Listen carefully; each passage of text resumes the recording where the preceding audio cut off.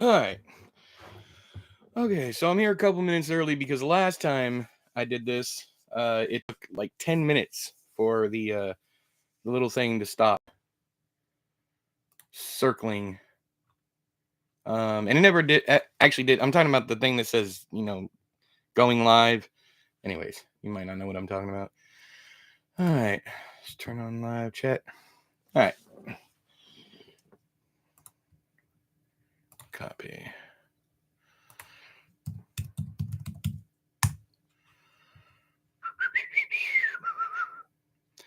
Just letting the Discord and Blue Sky know that I'm live, and then we'll get started.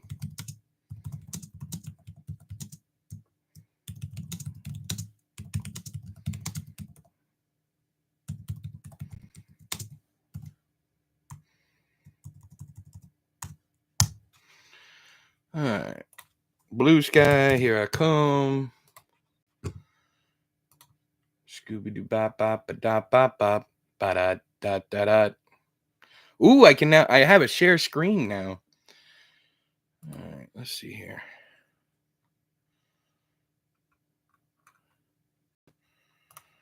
All right.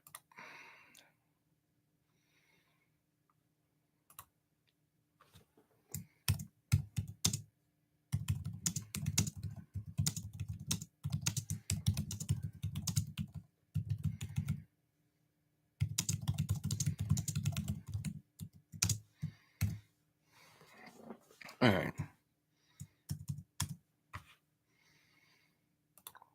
All right. There you go.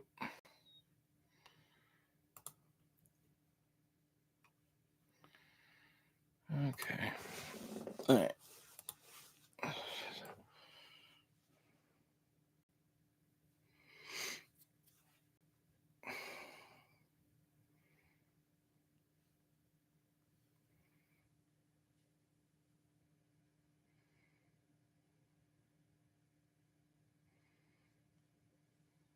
Okay. All right. Let everybody who needs to know. All right. All right. So, for those of you interested, I'm going to be reviewing Helpmeet by Nabin Ruthnam next week. Jedi Summer by John Bowden, and Scanlines by Todd Kiesling. I burned through all three of them this week, so you'll be getting those reviews. But that's not why we're here. We are here to read from The Last Freak Show, Book 1, Flame and Fortune by S.E. Johnson. That's me. New pen name. Probably be doing about 40, 50 pages tonight until either my voice goes out or we get to a place where I feel comfortable stopping. We are almost to the halfway part of the book. Yeah. Okay. Let me move the mic over here and we shall get started. Ocular aid incoming. The aid of the oculars. How y'all doing? Like I said, every time I put these things on this camera, I feel like I need to be on some kind of registry. Okay, here we go. For those of you reading along at home, we are on page 224. Actually, we're at the halfway part. So, doesn't look like it. No, it's not. That'd be 275. Never mind. I did my math meet wrong. All right. So, this is chapter 3, The Walls of Tiryns. We are hanging out with Sai, watching his upbringing. And we are on page 224, subchapter 9. Here we go. Later, on location in Portland, Oregon, while Sai studied all things Egypt within Mother Nurture's caboose, pages flipping as if blown by gale-force winds, the geek show had just begun. "Ladies and gentlemen, boys and girls," Clay called. There wasn't an empty seat in the house, and a line of spectators stood around the inner perimeter of the tent. More than 50 people for the first show of the night. This boded well for profits. Clay continued, his showman's voice loud, demanding attention, even if it was a tad bit on the squeaky side. We welcome you to the Cortez Family Carnival's world-renowned geek show. World-renowned was pushing it, but the crew did, on occasion, receive praise from visitors of foreign lands, especially for Knuckles' performance, which was why he always headlined the show. First up, straight from the mists of Ireland, our very own fire-breathing female, our hottie that ain't no Scotty, Blaze! Meager applause followed as Clay dipped and extended his arm and stepped to the side. The curtains parted and out stepped Blaze in her sequined tights, reds, oranges, and yellows glittering in the lights strung overhead. She took a cursory bow as Clay backed through the curtains, out of sight. A man in the middle of the crowd catcalled, and another whistled through pinched fingers. Men always responded as such to Blaze, and she was used to it by now, even if a part of her felt threatened, wondered how these men would react to her on the street, in everyday life. Would they be happy with just words and smiles, or would they want to touch? She rose from her bow, placing her left fist to her mouth. She inhaled deeply, dropped her fist, and blew a thin stream of fire out over the audience. Unbeknownst to the crowd, the ceiling of the tent was treated with a solution invented by William Henry Perkins in 1912, consisting of sodium stanninate and ammonium sulfate treated with heat, turning the mixture into insoluble stannic oxide. The flame retardant kept the whole place from going up like kerosene-soaked kindling. But the crowd didn't know this, so all eyes shot skyward, expectation of a conflagration blazing on every face. Blaze pinched her lips, and the thin gout of flame vanished, resulting in oohs and ahs from the crowd. Blaze stuck her tongue out and blew. A cone of fire issued forth, racing over the heads of those in the first 2 rows, to become a ring of fire, which sailed over the next 4 rows before dissipating into nothingness. "How's she doing that?" a woman in row 2 asked breathlessly. How indeed. Rebecca Blaze Bailey had been born with the talent, was the easy answer. Upon slipping from her mother's womb into the arms of the delivering physician, the doctor did as any doctor would do and slapped baby Blaze on the backside. But instead of a cry, a ball of flame shot from her mouth, scorching the eyebrows from the man's face and setting fire to the brill-creamed hair on top of his head. The doctor, in his fright, pain, and confusion, dropped baby Blaze, luckily onto the mattress between her poor, terrified, and exhausted mother's legs, and danced around the delivery room like a mad clogger, slapping at his flaming scalp. A studious nurse grabbed the dish from the bedside table and doused the man with a great splash of bloody water, staining his lab coat a pretty shade of pink. Whether from pain or shock, no one knew, but the man fainted dead away, cracking his head on the tiled floor of the delivery room. He would spend 9 days in the hospital, recovering from his burns and an ample concussion. Upon being discharged, he quit his job and took up the profession of door-to-door salesman. His wife, disappointed by the career change and the end of her previously affluent lifestyle, ran away with a firefighter for reasons that should be obvious. Blaze's parents spent their entire savings and 2 large bank loans replacing everything made of wood and flammable materials in their home with items of steel and tin and iron. Walls were covered with tinfoil instead of wallpaper. A comfy sofa and couch were replaced with metal benches, and Blaze was homeschooled in order to skirt any public school catastrophes. Over the years, she was taken to a legion of specialists, but none of them could explain why or how she was capable of creating flame from nothing more than everyday exhalation. Blaze, not knowing any other life, never knew how different her saliva truly was until she poisoned a boy during her first kiss. His name had been Tommy Hildebrand, a neighbor boy whom she liked very much. She was 11, still 2 years away from her first period, and he was 13. They swapped spit in the woods behind their houses, and halfway through, Tommy started gagging. They parted, and Blaze watched as the boy retched into the grass. At first, she thought she'd burned him. She'd gained control of her gift, though curse was probably a better word for her ability, given what happened to poor Tommy, around 3, and had had a tight rein on her powers ever since. But accidents happened. Not often. But there had been the case of the library fire when she was 5, and the time she burned all the hair from the face of a horse she'd been feeding after the animal bit her fingers while trying to extract a carrot from her grip. But she hadn't burned Tommy. Tommy had ingested some of Blaze's flammable saliva and suffered as anyone else would had they downed a shot of gasoline. Blaze ran and sought help, but by the time she returned with her and Tommy's parents, the boy was dead. He lay on the forest floor, a pool of bloody vomit around his head, even more of it still dribbling from his mouth.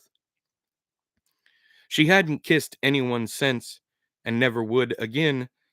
The lovers she had taken over the years thought her aversion to kissing strange, and subsequently figured she was unattracted to them, so her relationships never lasted long, not until Drew Havisham, a boy with a mouthful of rotted teeth, who wouldn't smile and didn't mind not kissing. She'd fallen in love with Drew shortly after her 19th birthday, and they were to have been married, but a drunk driver saw to it that their wedding never happened. Drew was struck down while crossing the street. Such a sad and meaningless way to die, just going about one's business. The driver ran a stop sign, struck Drew, and dragged the poor young man's body another 50 feet before the car finally came to a stop. His face, Drew's mother had said, had been scraped off. She'd had to identify him by the birthmark under his right arm, a crescent moon of wine-colored skin nestled in a patch of thick armpit hair. Blaze had loved Drew Havisham. His death caused in her a downward spiral, her grief driving her to a point of madness, and in her sustained insanity, further fueled by a pint of cheap gin she'd stolen from her father's liquor cabinet, she burned down the home of the drunk driver, then walked across town and breathed gouts of fire onto the walls of the funeral home inside which Drew's body lay, awaiting burial. Then she fled, leaving her old life behind to join the carnival, which had been her home ever since. So it goes. Now, as she spat controlled fire at the audience members in the first row, the balls of flame vanished to smoke a foot from their faces, but she knew they'd felt the heat. At the end of her show, she bowed once more to raucous applause and left the stage through the curtains, Clay brushing out as she sneaked in.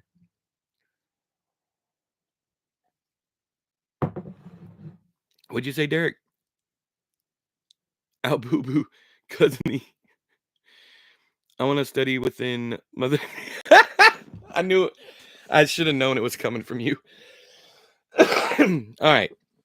Sai looked up from his studies, having just finished a chapter on the Egyptian god Min, whose likeness was never without a fully engorged erection. Upon seeing Min's massive, jutting member, his cheeks had flushed, his shame accompanied by undue applause. He gazed out of Mother Nature's picture window, trying to judge from where the clapping had issued. He supposed it was the geek show.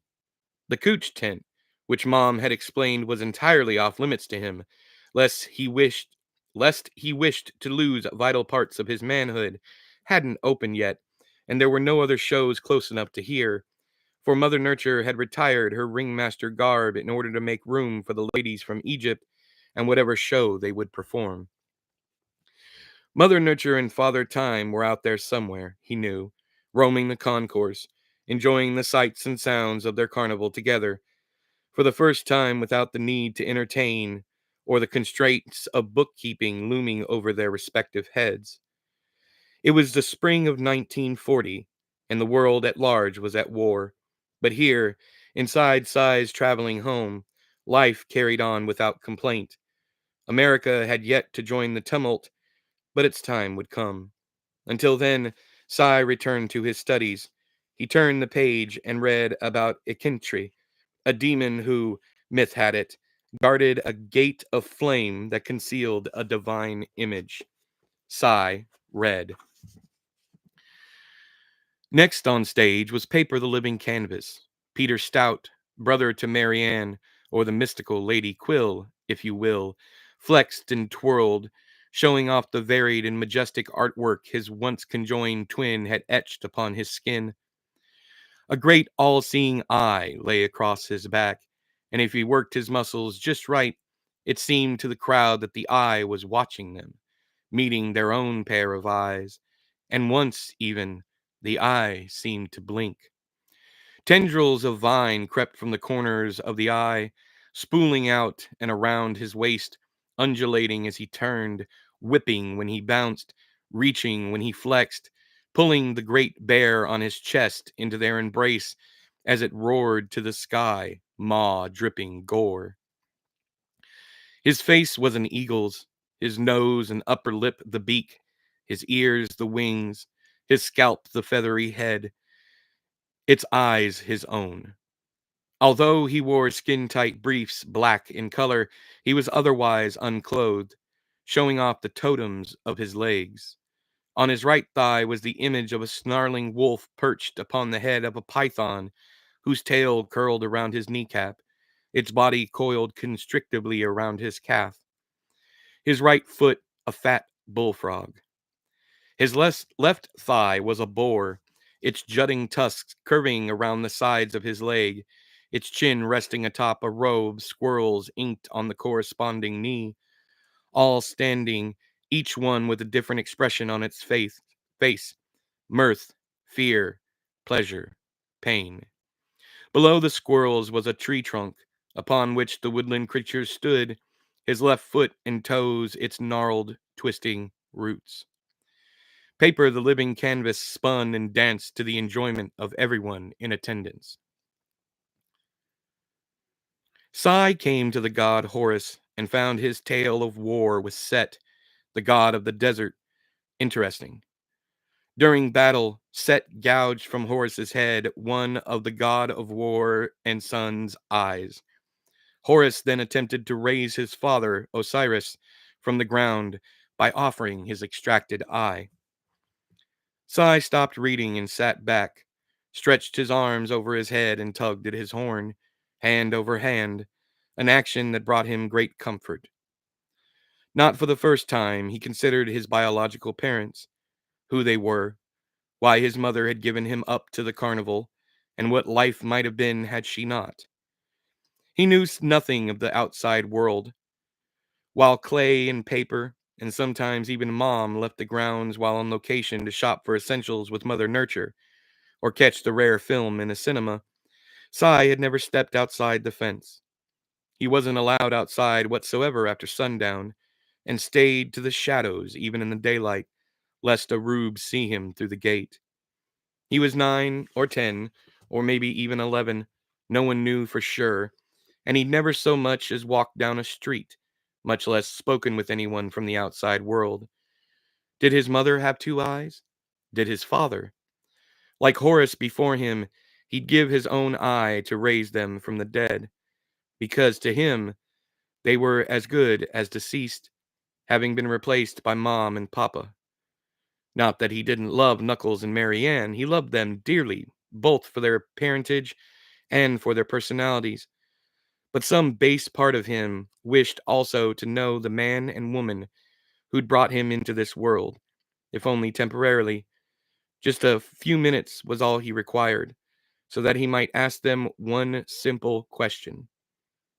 Why didn't you want me? Sighing, Sai released his horn from his overhand grip and turned the page.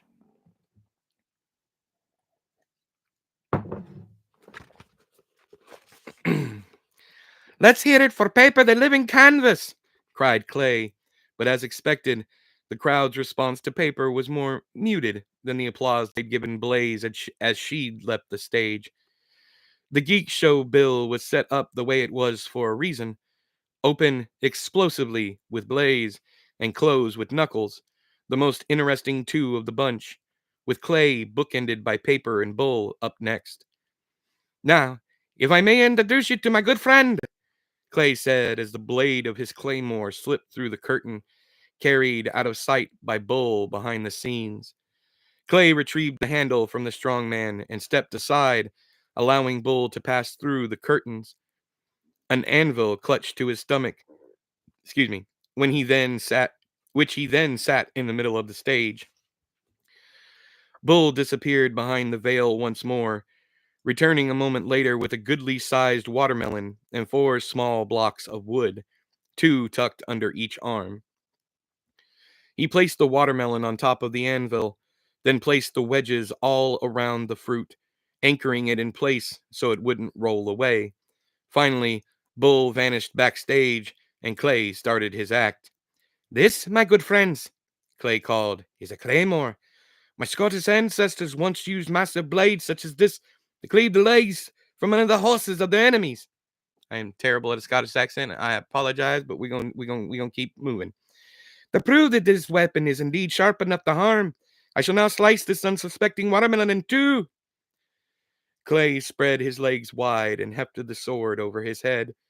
He brought it down, allowing its considerable weight to do all the work, and the melon fell away in 2 neatly bisected pieces, the blade ushering a cacophonous clang as it struck the anvil beneath. "What are you going to do with that thing, little man?" hollered a man standing at the back of the tent. "How long would you say this sword is, my friend?" Clay asked the man who'd spoken. "Twice as long as you by a mile," the man said, to a smattering of laughter from the crowd. "Close enough," cried Clay. "What would you say if I swallowed it to the hilt?" "Oh, buddy, I'd love to see that." More laughter, accompanied by several utterances of disbelief from those seated in the audience. "Then watch and see, my good man. For seeing, as the wise men say, is believing." Clay set about balancing the blade on the anvil.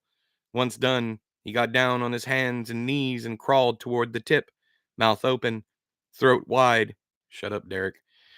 Tentatively moving forward, inch by amazing inch, allowing the razor-sharp metal to pass unimpeded down his throat, his esophagus, and into his stomach, where the magic happened.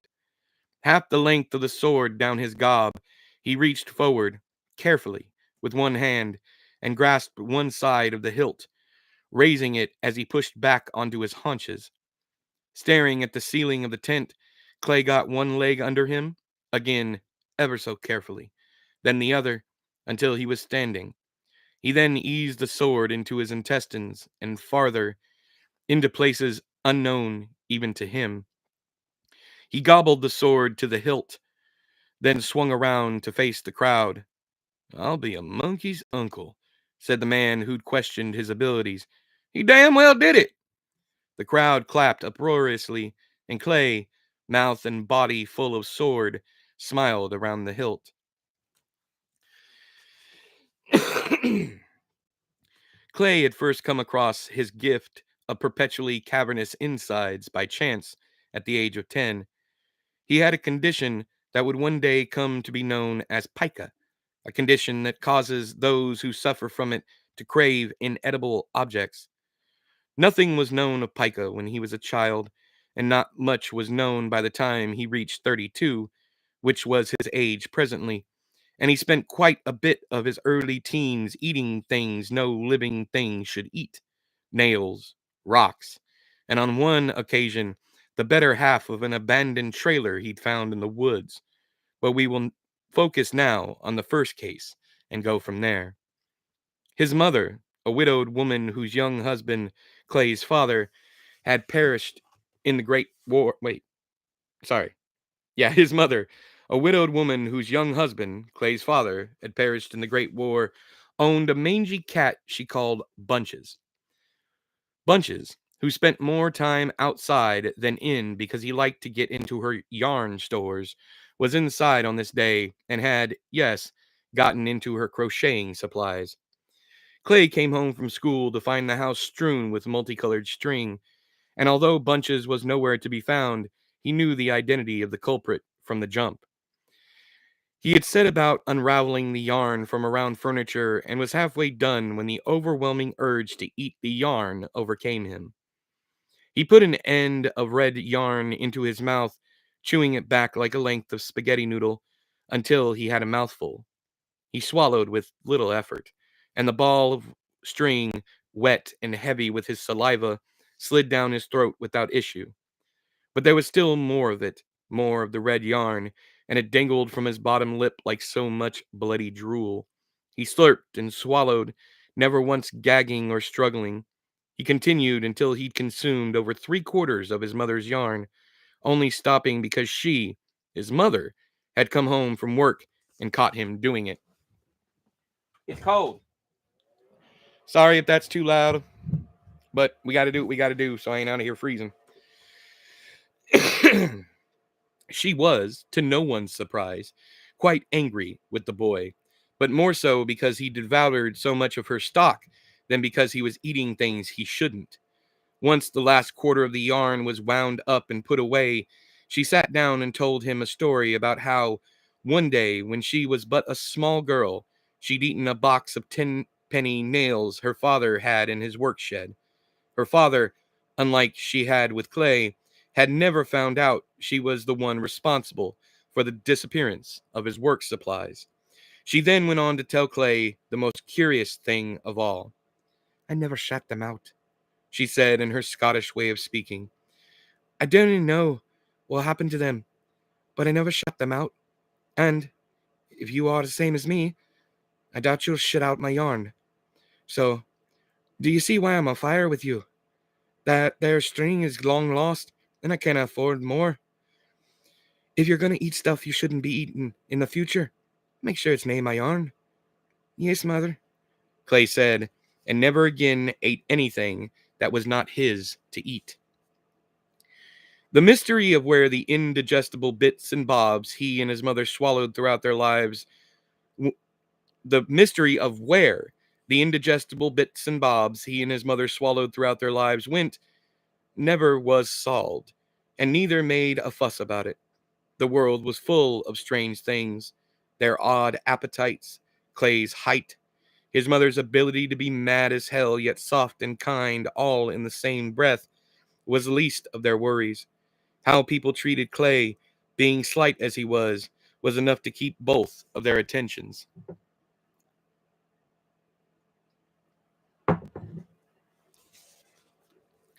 It was the year before he joined the carnival that his mother was mugged on her way home from work. She was a fighter, his mother, and she suffered double for that character trait. Once because she refused to give up her purse, which held only 45 cents and enough tissue to swab the faces of every child in America, because along with pica, she also suffered horribly from hay fever and had been shot over her inability to give up said purse. And a second time because she lingered for weeks in the hospital, headshot, her body refusing to give up her ghost. Clay sat by her bedside, swallowing tongue depressors and cotton swabs he'd lifted from the cabinets and drawers of her room, as her blank stare drove blades into the ceiling. She never spoke again, but Clay knew that she loved him dearly, so he spoke for her, telling her he loved her, and that he was certain she loved him back. As the dying are wont to do, she waited until her only son, her only living family, truth be told, left her bedside to find something of actual quality to eat before she shuffled off her mortal coil. He returned 10 minutes later, a ham sandwich clutched in one hand, to find her no longer breathing. He sat down, peeled open the wax paper the sandwich was wrapped in, and discarded the sandwich into the wastebasket between his chair and his mother's deathbed. He stuffed the wrapping into his mouth and chewed, tears scrolling down his working cheeks. Now, Bull crept from backstage, grabbed the handle of Clay's claymore, and slipped the weapon of war from Clay's insides, brandishing it overhead like the victor of a long-fought war parading before his slain enemies. The crowd cheered, again, nowhere near as loudly as they cheered for Blaze, but that was okay. That they responded at all was better than nothing. Clay only wished his mother had lived to see him perform, but he knew she was out there somewhere, watching, smiling proudly through a mouthful of nails.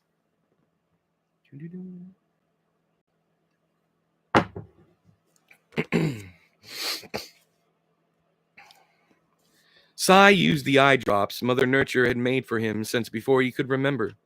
He rolled the ball around in its socket, spreading the solution, sighing happily as the moisture eased his burning retina. Although he'd not read much about current Egyptian culture, he was now well versed with regard to their gods and mythology. He'd read over 900 pages just this sitting, and figured he should stop for the night. He glanced at the cuckoo clock on the wall, the one Father Time had bought for Mother Nature on their 5th wedding anniversary, and there remained more than 2 hours to go before the carnival closed for the evening. He was mentally and physically exhausted from all the thinking and hunching over books.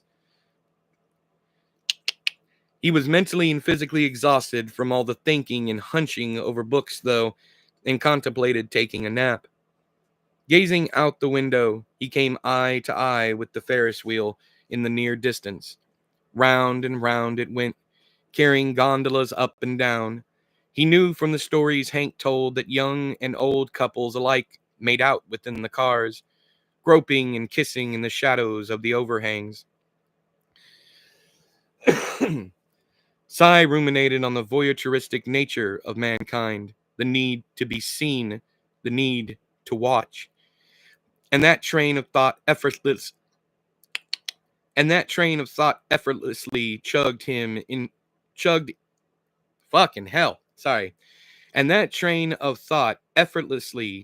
into him, pondering the nature of sex itself. He'd been thinking about sex a lot lately, his mind and body a thunderstorm of hormones and new desires. Whatever his true age, Cy was most certainly knee-deep in the throes of puberty. Masturbation had become a nightly ritual without taboo. He'd slept in a car full of lonely men who did the same, and while everyone gave the others their privacy and respect, one couldn't help but hear the noises associated with their self-love. Could Anthony and Barney and Curtis hear Cy when he jacked off? Probably. But no pot ever called the kettle black, not where the tent men were concerned. Papa had given Cy the old birds and bees talk a few years back, and during that one-sided awkward conversation, Papa had told him that masturbation was completely normal, and that Cy should never be ashamed of the act, no matter who said otherwise. "It helps cool your jets," Papa had said. "We all get urges. Yes, even women. I know some who do it more than us guys. They like to play coy and prudish, but best believe dames play with themselves too. For us guys, it's more about maintenance. Our desire can be poisonous if we don't keep it under control. So jerk off as much as you want. You ain't hurting nobody." Cy's ruminations drifted to the women Mother Nature and Father Time had recently brought on.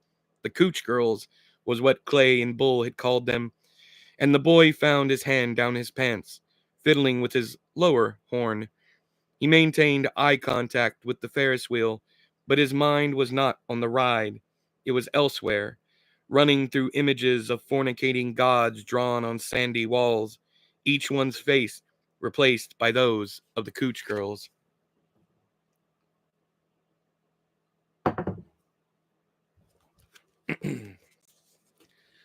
Bull's act was the least impressive out of all 5 of the Geek Show performers. He bent iron rods around his neck only to straighten them out again, crushed billiard balls in his mighty paws, reduced cinder blocks to gray dust between bulging thighs.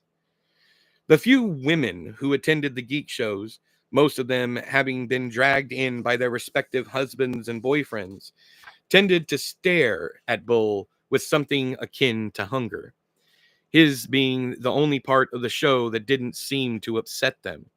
It was his curse, At least that's how he looked at it, that women were not who he desired. Jake Bullinger had been huge his entire life. After being cut from his mother because there wasn't enough dilation in the world capable of passing a baby of his size, he'd weighed in at an astonishing and upsetting 13 pounds, 12 ounces. His mother had suffered from gestational diabetes while he occupied her womb, and his weight upon birth was only one side effect of that. Further side effects that afflicted him were numerous, but not limited to acid reflux, breathing difficulties, and his own war with hyperglycemia. Bull stayed away from all sweets and carbohydrates, ate nothing but fat and protein, and because of this, his acid reflux, not to mention the other gastrointestinal problems that caused his farts to smell like weak dead carcasses soaked in skunk spray, only worsened throughout his life. He had a terrible intolerance of all things dairy. So much as an ounce of cheese would give him such awful flatulence that he could clear a stadium of spectators in 5 seconds flat, if they didn't gag to death on the way out, that was. He'd been a chubby baby who grew into a fat toddler, who then grew into an obese kid. By puberty, Bull had become what they called morbidly obese, as if his weight were some kind of horror story. When he wasn't being mocked for his weight, he lived an otherwise happy and healthy life. In his sophomore year of high school, Bull attended his first wrestling match, watching the young man on the mat glistening with sweat as they tumbled around, clad scantily in their tights, their jocks bulging, grabbing at each other in ways Bull couldn't help but find sexually exciting. The next day, during lunch period, he approached the wrestling coach and asked if he could join his ranks. The coach's name had been Mr. Marcus, and whether that had been the man's first or last name, Bull didn't know, nor did he care. Forever and always, Mr. Marcus would be only Mr. Marcus, and Bull's first love, although it should be noted that the love, gratefully given Bull's young age, was unrequited. Mr. Marcus was kind but firm with Bull that day during lunch, informing the 15-year-old that he was sadly too large to fit in any of the weight classes. "What if I lose weight?" Bull had asked him. "If you can get down to 200, then we might talk." Bull spent winter vacation walking until he could jog, and then jogging until he could run, which was something to see, folks. We're telling you. Imagine a boulder rolling down a mountain. It starts slow, creeping along, but quickly gaining speed, and once it's really moving, really racing along, there's no stopping the damn thing. That was Jake Bullinger by the time school was back in session.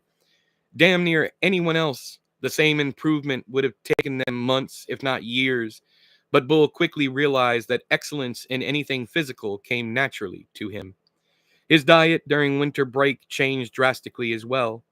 He'd started eating more greens and drinking more water, eating less bean with bacon, soup, and hamburger steaks bathed in rich butter. He still ate the greasy, fatty foods he loved, but far less of them. He dropped from having meals heavy in fat and protein 7 days a week down to 2. Then, once school started to back up, those 2 days decreased to 1. He ran every day after school, and by the time spring break hit, Bull was down from 250 to 210. It was at that time that he hit his plateau. "Please, Mr. Marcus, it's only 10 pounds, Bull argued the week before summer vacation. Weeks had passed, and he was still 210, and although he sometimes weighed a few pounds more or less, he never met or fell below his target weight. "It's not up to me, Jay." Mr. Marcus always called him Jay now, and Bull liked that very much. It made him feel special to have a nickname, and to have received it from a man he was desperately in love with. Puppy love, the bastard twin of lust, feels all too much like the real thing when you're young. It glimmers and shines just as prettily as fool's gold, but carries far less weight and worth. Mr. Marcus continued, saying, "It's the rules, and no matter how much I would love to break them just so I could watch you massacre your opponents, Ain't no judge gonna allow it. You got down this low. You can drop them last 10. I believe in you, kid.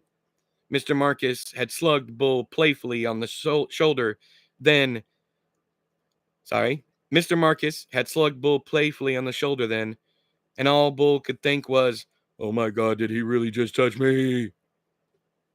Alas, one final growth spurt would seal the deal, cementing the heartbreaking conclusion of Bull's bid to join the wrestling team. The young man grew 6 inches seemingly overnight, and his weight increased by 28 pounds. 210 would be the lowest weight Bull saw on the scale for the rest of his life. But all was not lost. His junior year, he caught wind of a rumor that his school was adding a weightlifting team to their roster of available extracurricular activities. And who would be the coach?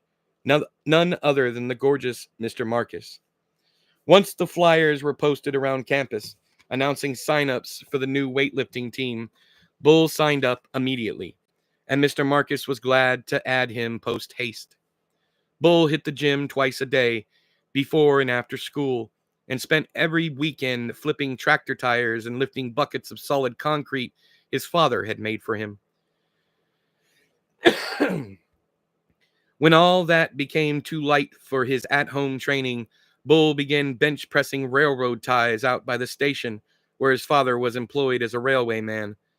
By the time summer hit, he was benching 2 at a time, and was only able to do so because his father and 3 of his most brawny co-workers agreed to set Bull up and spot him.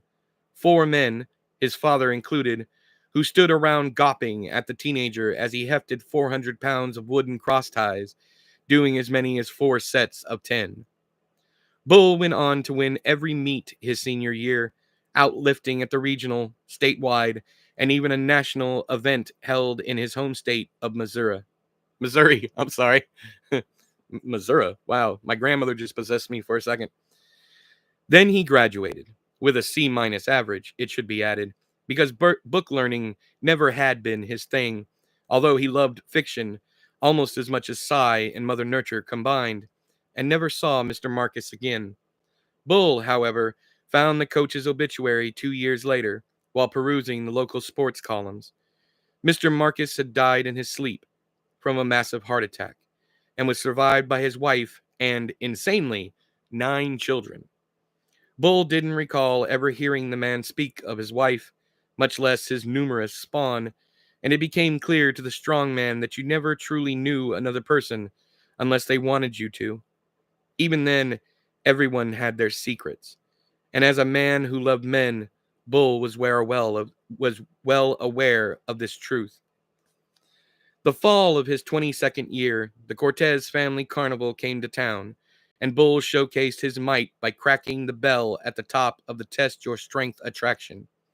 The operator, a man called Weasel due to the shape of his nose and the wiry quality of his mustache, or so Bull assumed, cried foul and requested Bull pay to replace the bell. Bull said he didn't mind, and Weasel escorted him to the office, which was located in the caboose of the carnival's train. There, he met Father Time. "He broke me bell," Weasel told the bearded man sitting at the desk in the corner. Father Time met Bull's eyes and smiled. "You did you?" "Yes, sir," said Bull, "and I'll gladly pay for the damages." Father Time shook his head. "No need, son." "No need?" screeched Weasel. "What do you mean, no?" I'll, I'll replace your bell, Wheeze. Don't worry." Then to Bull, he said, "Say, son, you wouldn't happen to want a job, would you?" And the rest, as they say, is history. Now, Bull asked the audience if anyone was willing to help him on stage. A woman in a gingham dress and matching bonnet raised her hand, and Bull waved her up. "You mind if I lift you over my head?" She leaned forward and whispered in his ear, "I'd like nothing more in the whole wide world." That makes one of us, Bull thought, but he lifted her all the same, twirling her horizontal and pressing her high above his head as if she weighed no more than a broomstick. She giggled madly above him, and he felt her warm and damp where his hand clutched her between the legs.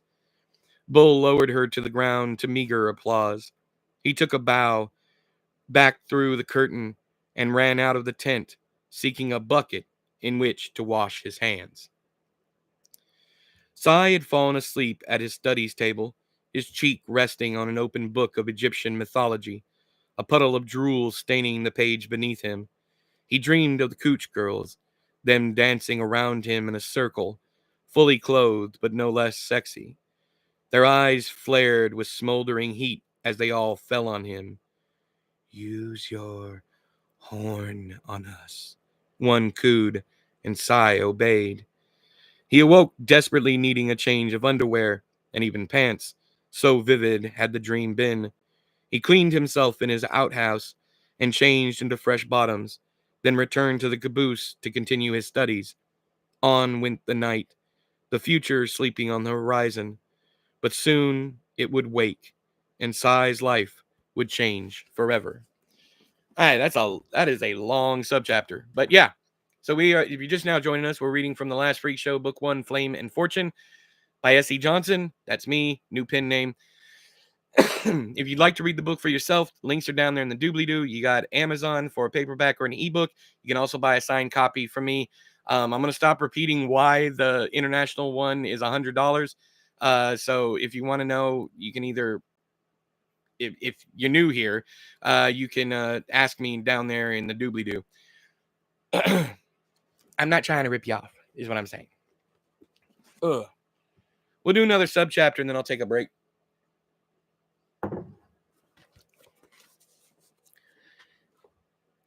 10. America joined the war effort in December of 1941, and the Cortez family carnival once again knew hard times. Father Time tightened their collective belts as they watched not only profits drop, but their number of employees dwindle drastically. Over the years, since Father Time had joined the carnival, the tent men's numbers had increased substantially, from 10 to 41 to 45.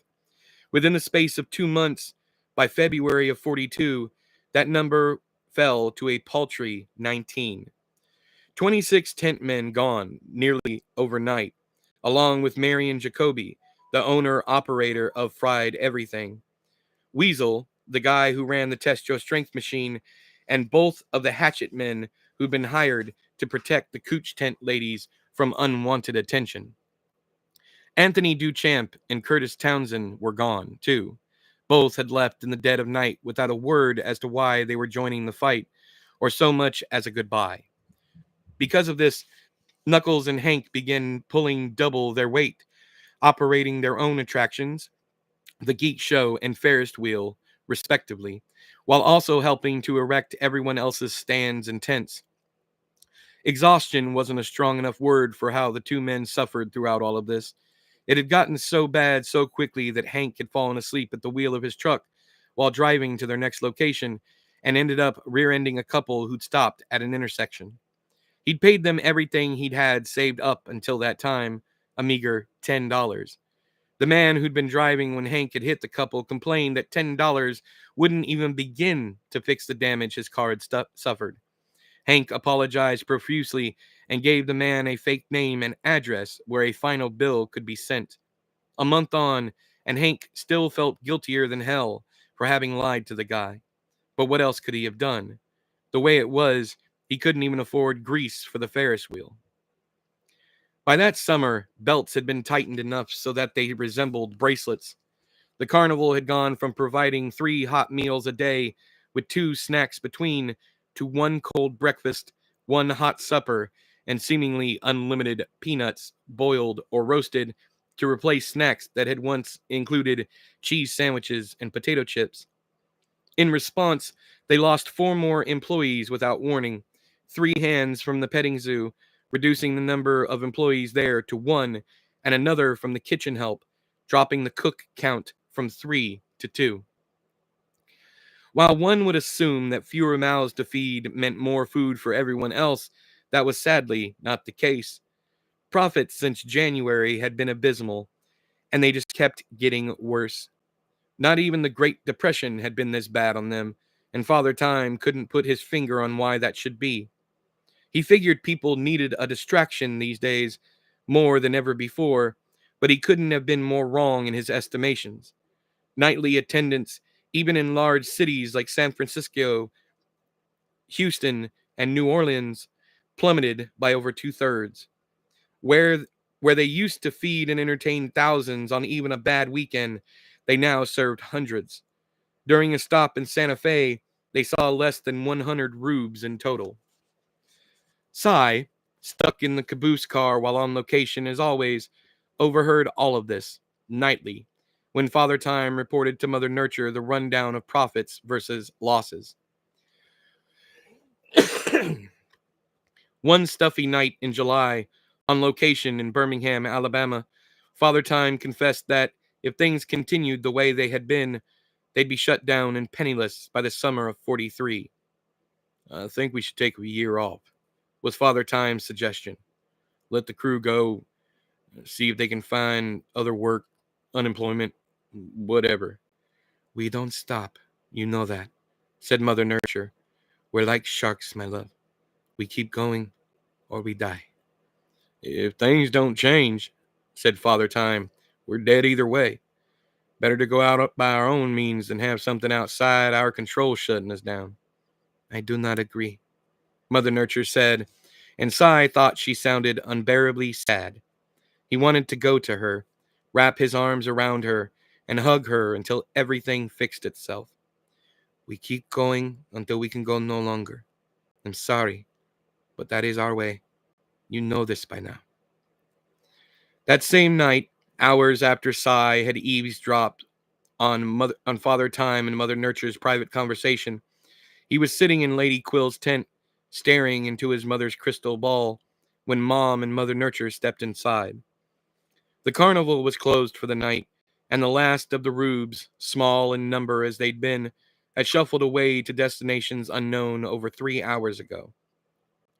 Cy was supposed to be in his bunk, winding down so he could get some sleep, and both women were shocked to see him sitting there in the gloom. Why aren't you in bed? Asked Mom.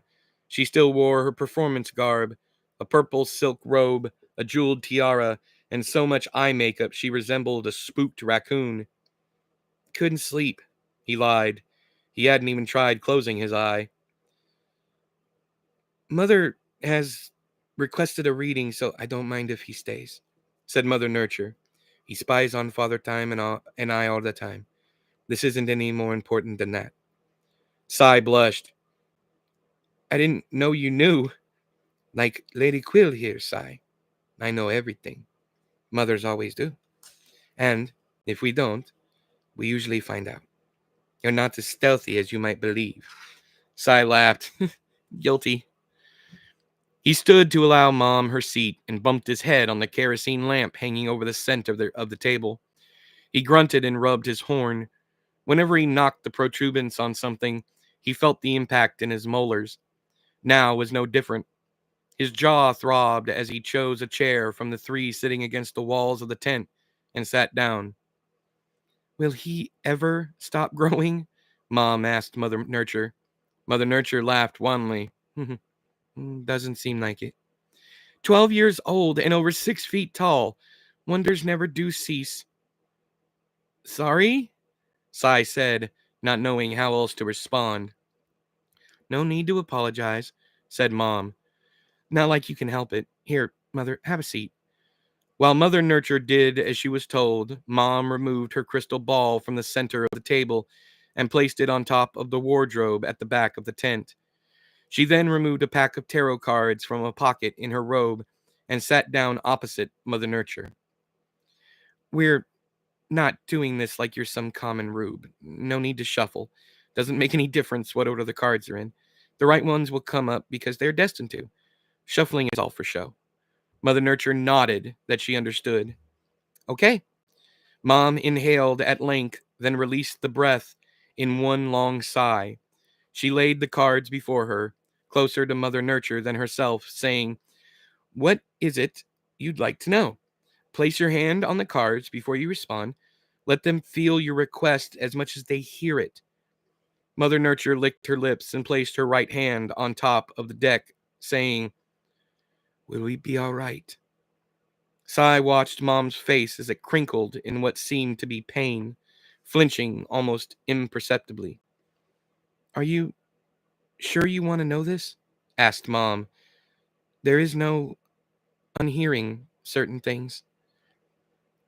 Do you already know how the cards will fall? Asked Mother Nurture. No. I used to dabble in self-prophecy, but I no longer do. Takes all the fun out of life, knowing how things will go day by day. Then yes, please tell me. So be it. Mom glanced at Sai and said, Don't say a word, no matter what I tell Mother. Understood? Yes, ma'am. Thank you. Let's get this over with, shall we? Ready, said Mother Nurture, and Lady Quill slid the first card from the top of the deck and placed it face up in the center of the table. Sai wasn't at an angle where he could see the card, but he didn't need to be. Mom read the card for him. Death reversed, she said as if she were reading something of little importance. Death? Sai cried. Who's gonna die?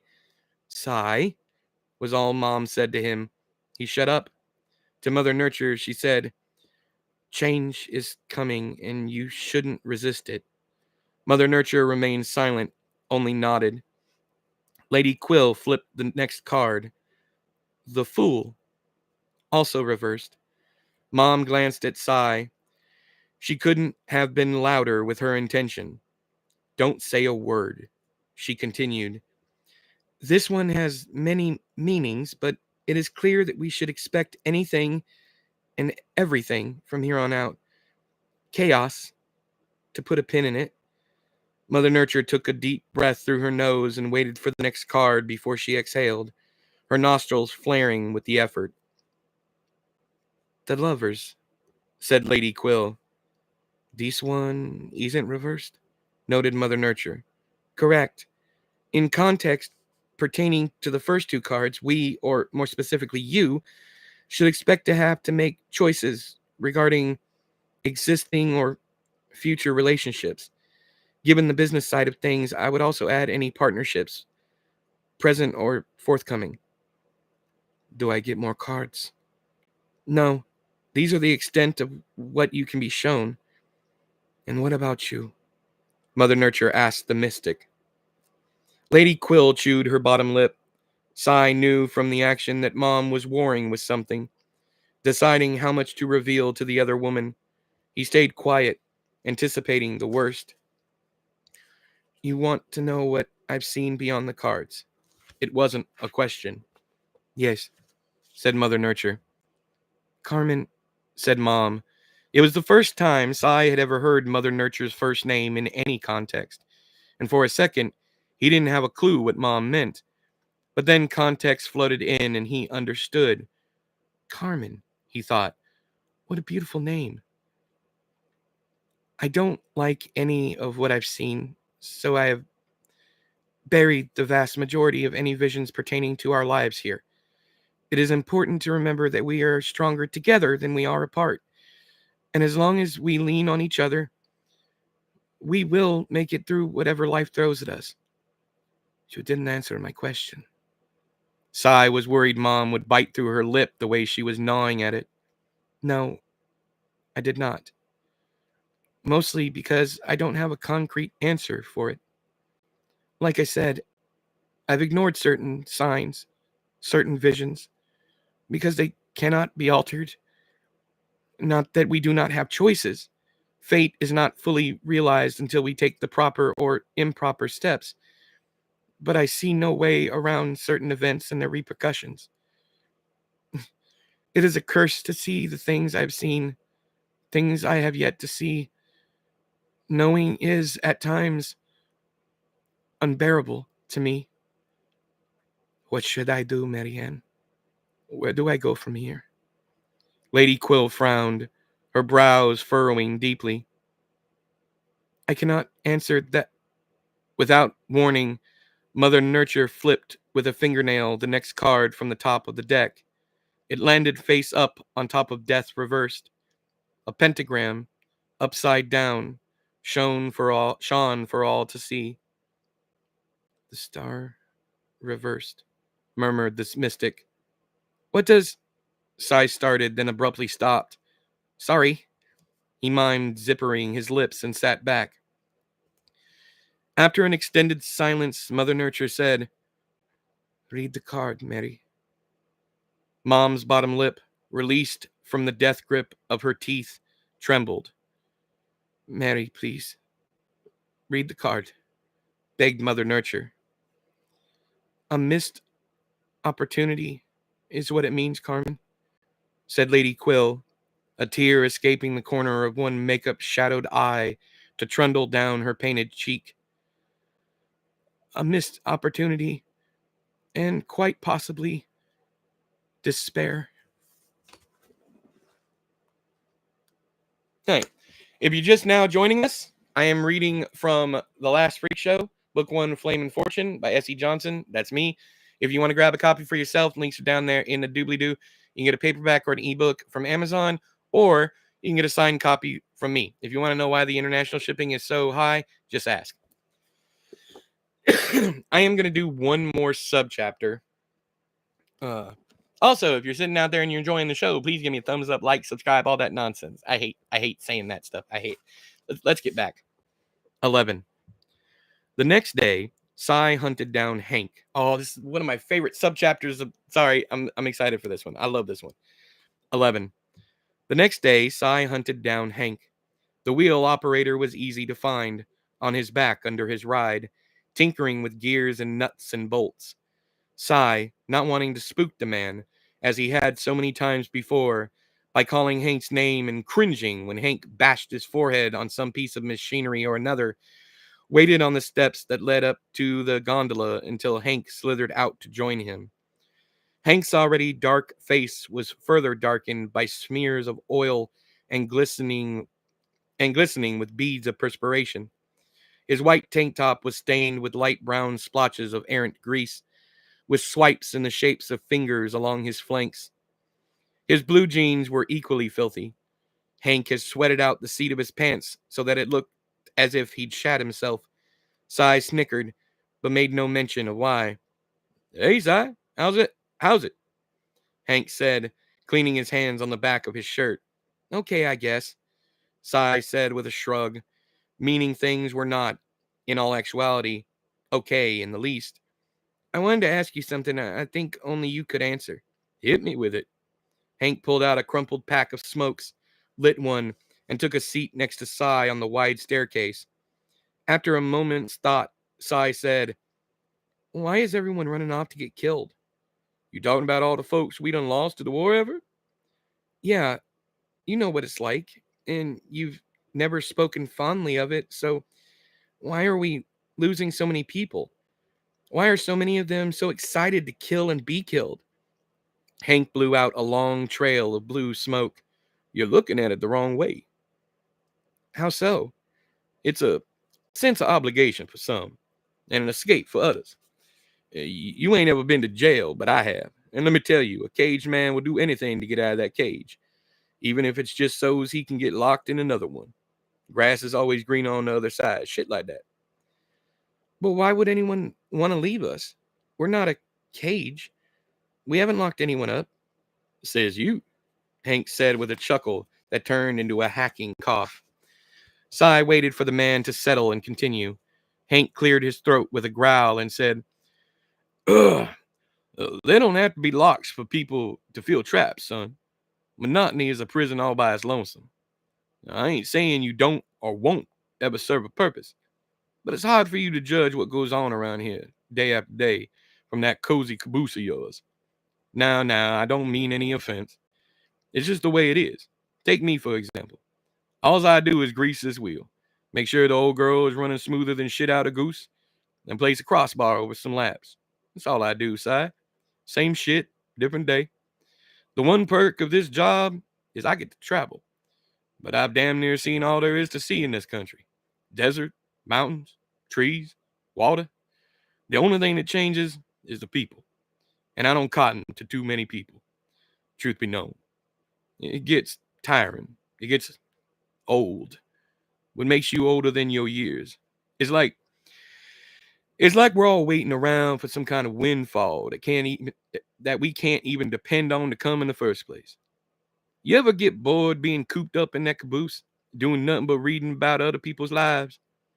Cy thought about his desire to join the geek show, how he'd longed to be a part of it after seeing Papa's performance and hearing the crowd's reaction to him, and nodded. Sure I do, but I don't think I'm caged up, said Cy. Hank cocked an eyebrow. You don't? Cy considered this and found that he'd lied to Hank. Yeah, said Cy, dropping his chin to his chest. Yeah, I guess I do. See? Hank clapped him on the back. We all want to escape. Sometimes that grass is greener than a leprechaun's cock, and other times it's deader in hell.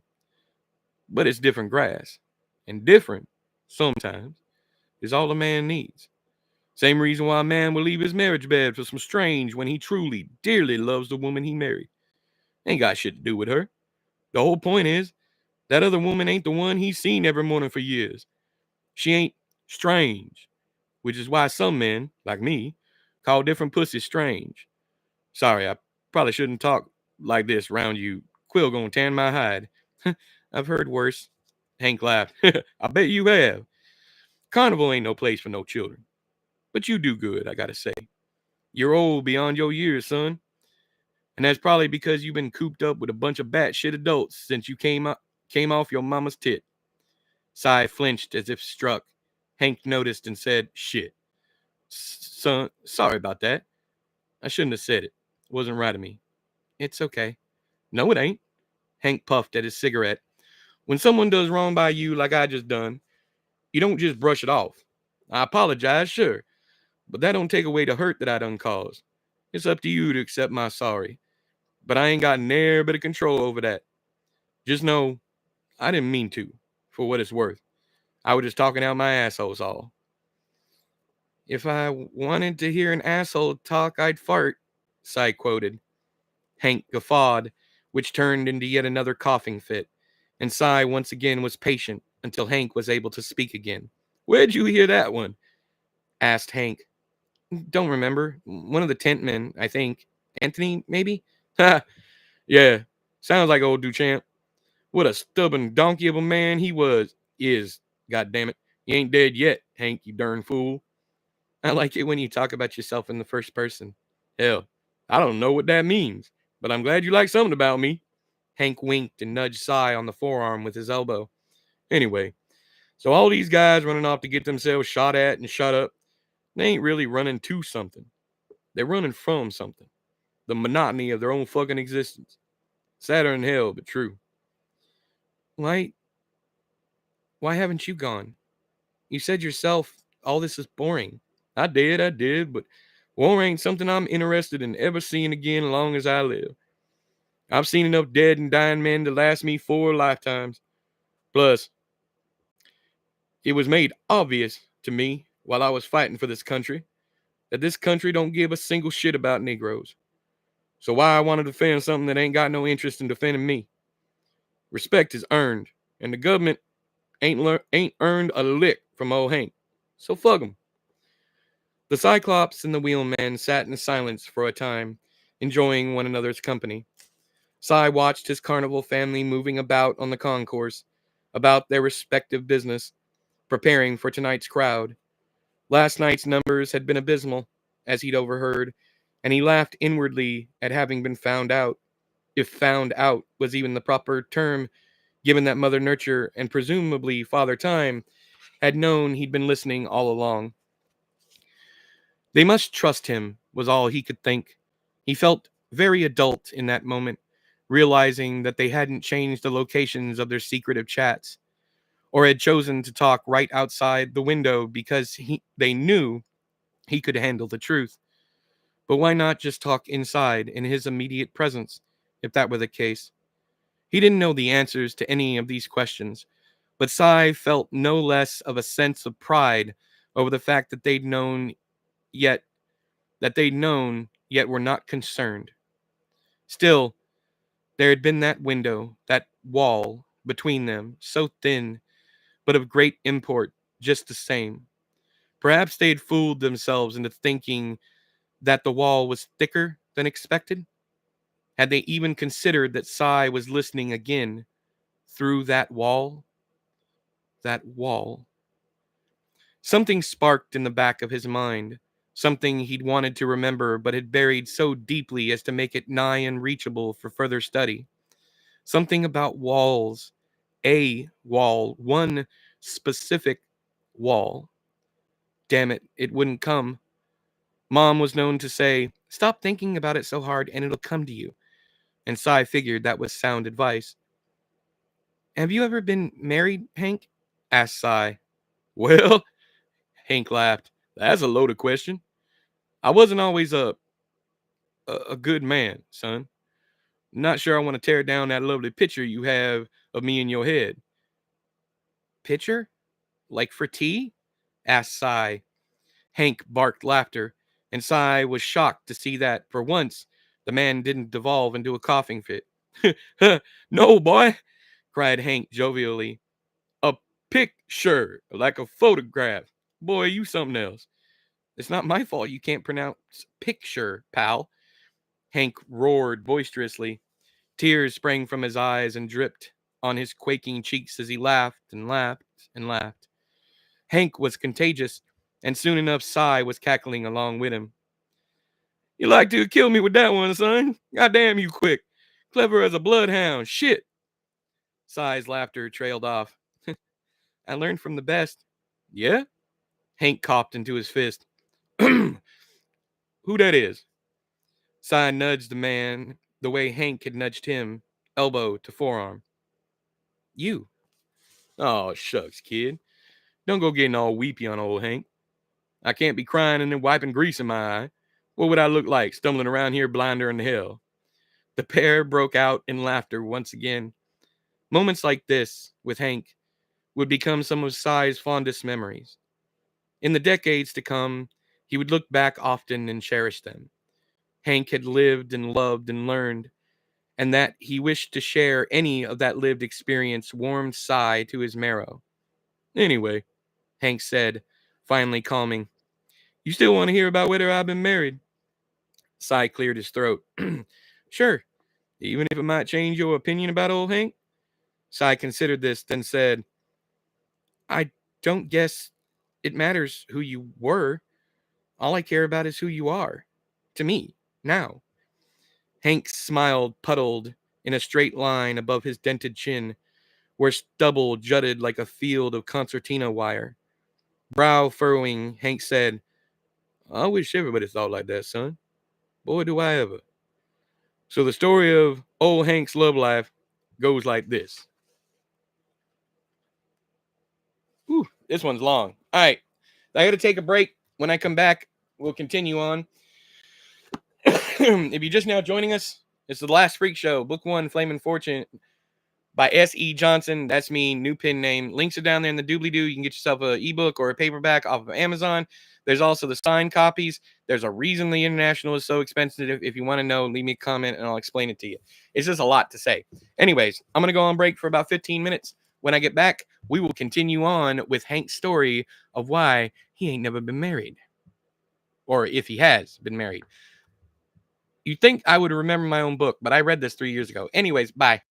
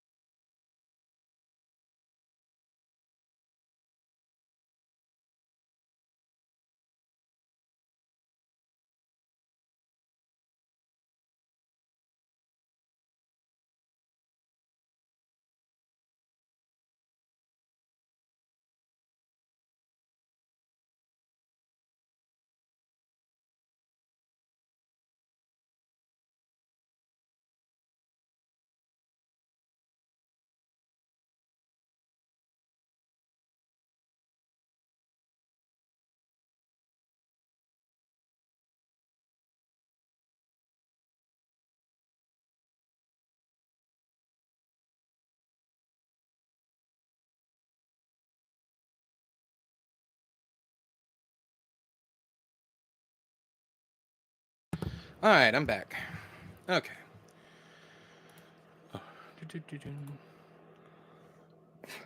Okay. Hang on, let me delete this comment. I mean, you guys can obviously see I'm back, but all right. All right. So if you are following along at home, I am on page 247. Excuse me. Subchapter 12 of chapter 3, The Walls of Tiryns. I'm going to read the last line because it kind of ties into how it starts. I'm going to read the last line of the last subchapter first.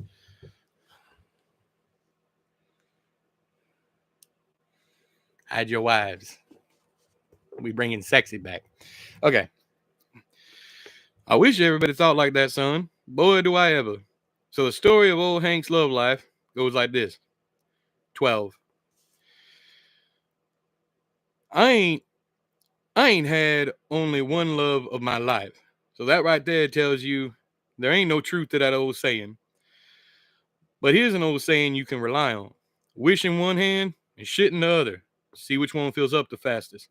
You laugh all you want, but it's goddamn true in hell.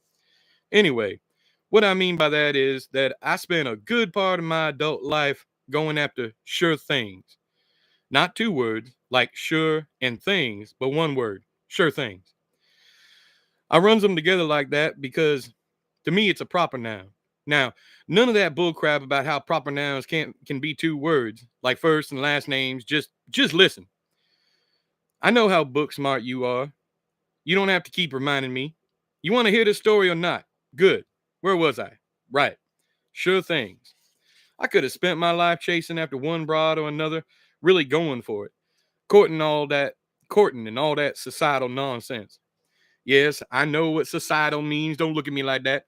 Anyway, I could have done that and old Hank might have turned out all right for it, but I like strange. Most men do, and I ain't no different. So what I do is, old Hank would go to dances and shindigs and whatever else you want to call folks getting together for a good time. Juke joints is what some called them. Others were called speakeasies. This was back when liquor was illegal, and you need a special password to get into drinking establishments.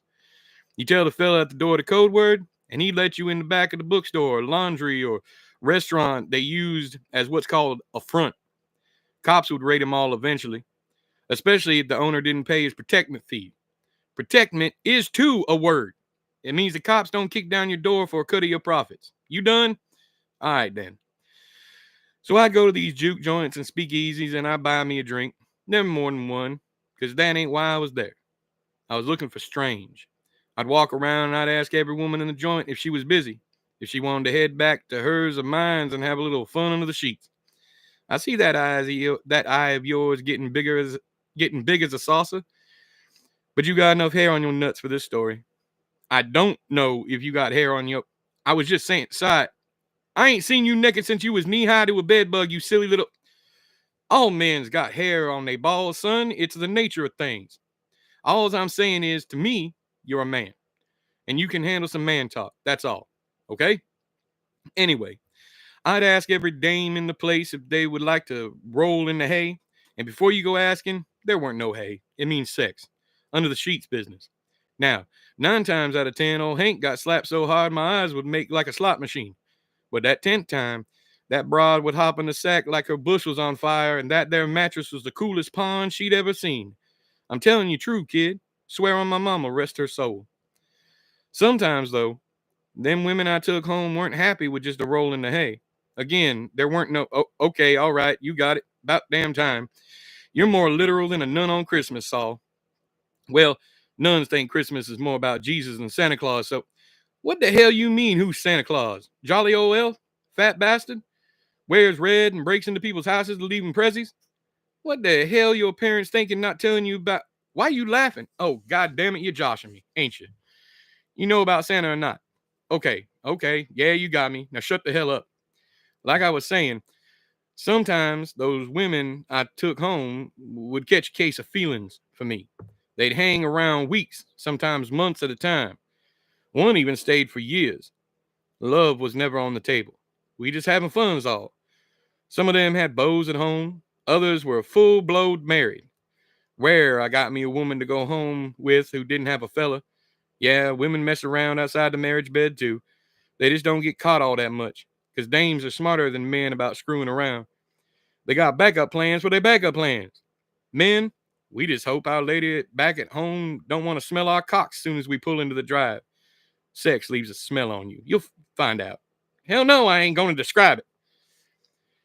I did that for some years, till they shipped my ass off to war, and I almost lost my goddamn feet.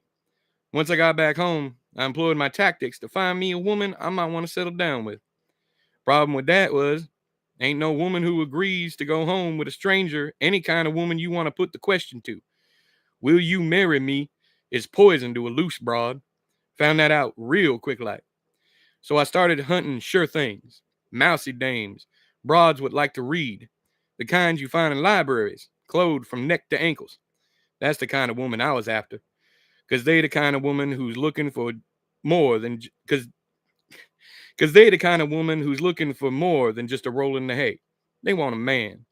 They want a church man, a working man, a man to raise a family with. Someone dependable. You can be uglier than a woodchuck driving a stout scarab, and they don't bat an eyelash. Oh, and the fatter the better. Old Hank likes a big broad as is, more to hold on to, by God. But I set my sights on the fattest one showing the least amount of flesh. You see a woman like that? She there is a sure thing. I'd make my moves on her, and my batting average went from 1 out of 10 to 10 out of 10 overnight. The first one I landed was this dame named Flouncy, like bouncy, but with an FL instead of a B, yeah. Flouncy liked flowers and chocolates and fried chicken after church on Sunday. She never had been laid neither. Cherry on her was overripe by God, but no less sweet. We married 2 months after we met, and she had it annulled a week later because she said I liked to look at women too much. Ain't I good enough? She'd whine and whine, and I'd tell her like it is and always will be with me. My eyes might gander, but my Johnson don't never wander. And I'd make gander and wander rhyme like. She didn't believe me, so she had our marriage annulled. Now, I don't blame her. I probably would have cheated. Hell, I was thinking about cheating when she told me I looked too much at every woman but her. The next one was Mildred. Mildred had this old mother called May that reduced old Mildred from a sure thing to a might could. But I liked Mildred a lot. Some might even say I actually loved that old broad. She did this thing with her tongue. Well, never mind. You ain't got that much hair on your nuts yet. But my story with Mildred ended because there's an even truer saying than the one about shitting in your hand. It goes, what comes around, goes around. Ever heard that one? The Arabs have a word for it. Or maybe it's the Indians. Anyway, one of them calls it karma. If you put good into the world, you get good back. But if you put evil into the world, guess what? You're going to get a load of trials and tribulations. So I guess all my wayward thinking and loose dicking caught up with me. And I found out through a mutual friend that Mildred had been parting her Red Sea for the pastor up there at the church and his deacons and every usher to have ever ushered in her presence. Old Mildred was getting nailed more than that Jesus fella she worshipped so hard. And there I was thinking her knees were red from praying. Ugh. So I called it quits with Mildred because I don't fancy being a cuckold. And I moved on. Was never heartsick though, until Eunice. I met Eunice at the same church Mildred went to. She came up to me because them women would go to church. They can't hold water. So word got around that old Mildred had broken my heart. And Eunice come up to me that next week, not at church, but she seen me on the street and come over to talk to me, and she kept touching my forearm and playing with her hair. And I tell you, boy, if a woman ever does that to you, she might as well have her skirts pulled up, flashing her clam bake at you. Eunice, though, that woman was pretty. Goddamn beautiful she was. Long black hair, hazel eyes, lips that could suck the soul right out of man if any weren't careful. Everything about her was gorgeous. And to beat all, she was a sure thing. What with the way she kept petting my arm. And like I says, playing with that hair, that hot combed hair of hers. But she had something none of these other women ever could have. She had my heart. From the jump, my heart was hers. We got married about 6 months. We got married after about 6 months of courting. and we stayed that way for 5 years. I was drinking a lot back then, more than Sandy ever did in his lifetime. Oh yeah, Sandy used to drink. That man stayed drunk, but that was before your time. Right before your time, truth be told. He beat the sauce and then you showed up, just like that. He hasn't touched a drop since then, I don't reckon. Oddest thing, too. The years just fell off him after that. He's got 20 years on me, and I look 20 older than him nowadays. Anyway, I stayed drunk for all them 5 years Eunice and me were married. I hit her a couple times while I were in my cups, and she just took it. The damn woman even cleaned up the knuckles I busted on her own damn forehead. I went to slug her one, and she dropped her head, cowering like, and I split open these two knuckles. She cleaned me up and stitched the baddest one, and then took me to bed. I didn't deserve that woman. I didn't deserve that woman, son. No one who lays their hand on a woman deserves that same woman to care for them. That's just the bold truth. I ain't proud of those days. And I wish I could take them all back and do them over right this time. Eunice put up with my drinking and slapping her around for 5 years, which is 5 too many, before she up and left me. Just vanished. Night before, she made love to me like she ain't never had before. Then the next morning, she was gone. Even made up her side of the bed before she went. Good on her. I ain't deserving no how. So, I thought I loved Mildred, and I did love Eunice, and I lost them both. I was a mess after Eunice. Had thoughts of chasing her down and making her pay for leaving me, but that was just the booze thoughts. Once I got on the wagon and started making peace with myself, I synced that part of me too clear, and I didn't like it none. I'd been shitting in my hand for so goddamn long I forgot about wishing. And when a man forgets to wish, something in him dies.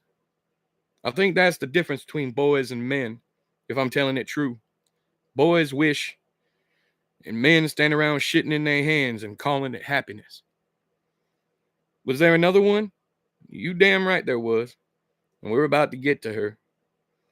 I met Claudia 3 years before I joined up with y'all. Claudia was a white woman, and I only says that because it's pertinent to the story. I don't know if this world will ever accept folks who mix races, but I hope they does, because Claudia and me, we could have been happy in a world like that. I was working blueberries up in Maine, and Claudia was my foreman's daughter.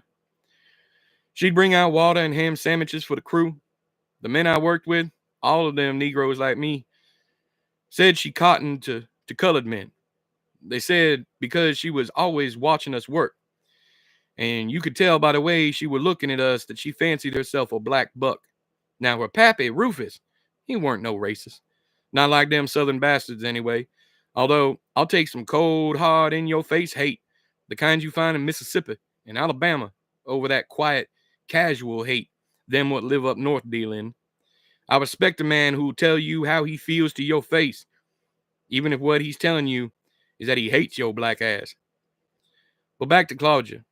Boss man Rufus knew what kind of taste his little girl had, and you might assume that he didn't like her messing with black men, but that weren't the case. Like I says, old Rufus didn't have a racist bone in his body, or if he ever did, he never let on. When she let on to him that she fancied me over the rest of the men, I was called out the field so Rufus could ask me if I'd like to break bread with him and his daughter that night. I said I reckon I did, and he nodded, and that were that. Next thing I know, I'm supping at his table, being waited on by men and women blacker than my black ass.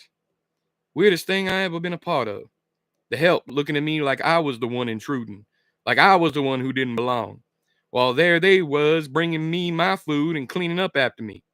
Each one of them, the men and women alike, would have swapped places with me in a heartbeat. But because it was me and not them, they were upset. Jealousy is an ugly thing, boy. You'll see. Everyone sees that little green monster eventually. Claudia and I, well, it weren't legal for us to get married back then, and I don't reckon it's altogether legal nowadays either, but boss man Rufus, he married us anyway. Claudia got pregnant some months later, but she lost it. That's the thing about babies, and maybe why I don't care much for children to begin with. See, like I says, I love a sure thing. And there ain't nothing sure about children.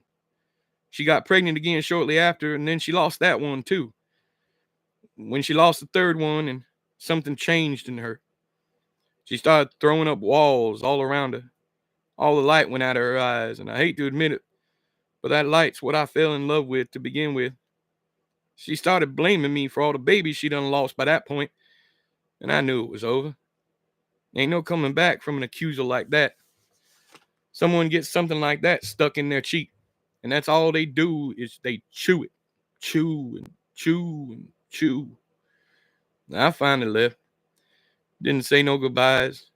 Didn't even collect my last paycheck. I just upped and left. And them's all the women I've loved, or thought I loved in my life. I think I'm pretty much done with settling down at this point. So here I am, talking man to man with you. And here I'll stay, greasing my wheel and treating her like the most beautiful broad in the world. Hello. Shut up, Zoop. You like the glasses, you know you do. I am reading from The Last Freak Show, Book 1, Flame and Fortune by S.E. Johnson. That's me. New pen name. Go support me. Links are down in the doobly-doo. You got Amazon for a paperback or an ebook, and you got signed copies down there. There's a reason why the international stuff is so expensive. If you want to know, ask. It's just too much to keep saying over and over again.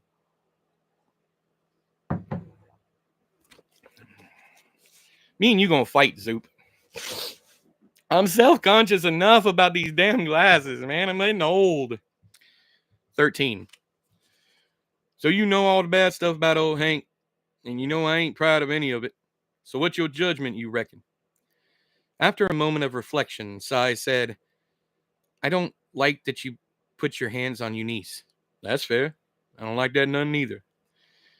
And I know you haven't ever lifted a hand against someone in anger, not as long as I've known you. That's right. I ain't never done it since Eunice. So, I suppose I can only judge what I've seen. And I like what I've seen. Plus, it gives me hope. It does? Hank asked honestly. Yeah, you did all that and corrected course. You ended up all right. Makes me think that anyone can change. Hank nodded. They can, if they want to. There ain't nothing stopping them, aside from their own stupid heads. There's something you said. Something about how Claudia started throwing up walls. Yeah, said Hank with a cocked eyebrow. What did you mean by walls? I mean, I know she didn't build actual walls, but something about what you said, I don't know. It caught my interest. So, what kind of walls did she put up? Hank scratched his chin stubble as he thought about this, then said, The world is full of bad things we gotta protect ourselves from. Claudia threw up them walls because she couldn't bear being vulnerable any longer. Not to me, not to her father, not to anyone. So the walls went up to block out the bad things. They gonna come, Si. There ain't no walls high enough or strong enough to keep out every bad thing in the world. But even if they can't protect us, they give us time to react, time to plan. Sometimes the walls inside our own dadgum heads is better than any real wall ever built. And then other times, they keep out more good than bad. We just got to know when to put up them walls and when to tear them down.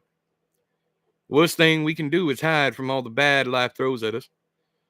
You got to have night ever so often so that you can appreciate the sun when it does come out.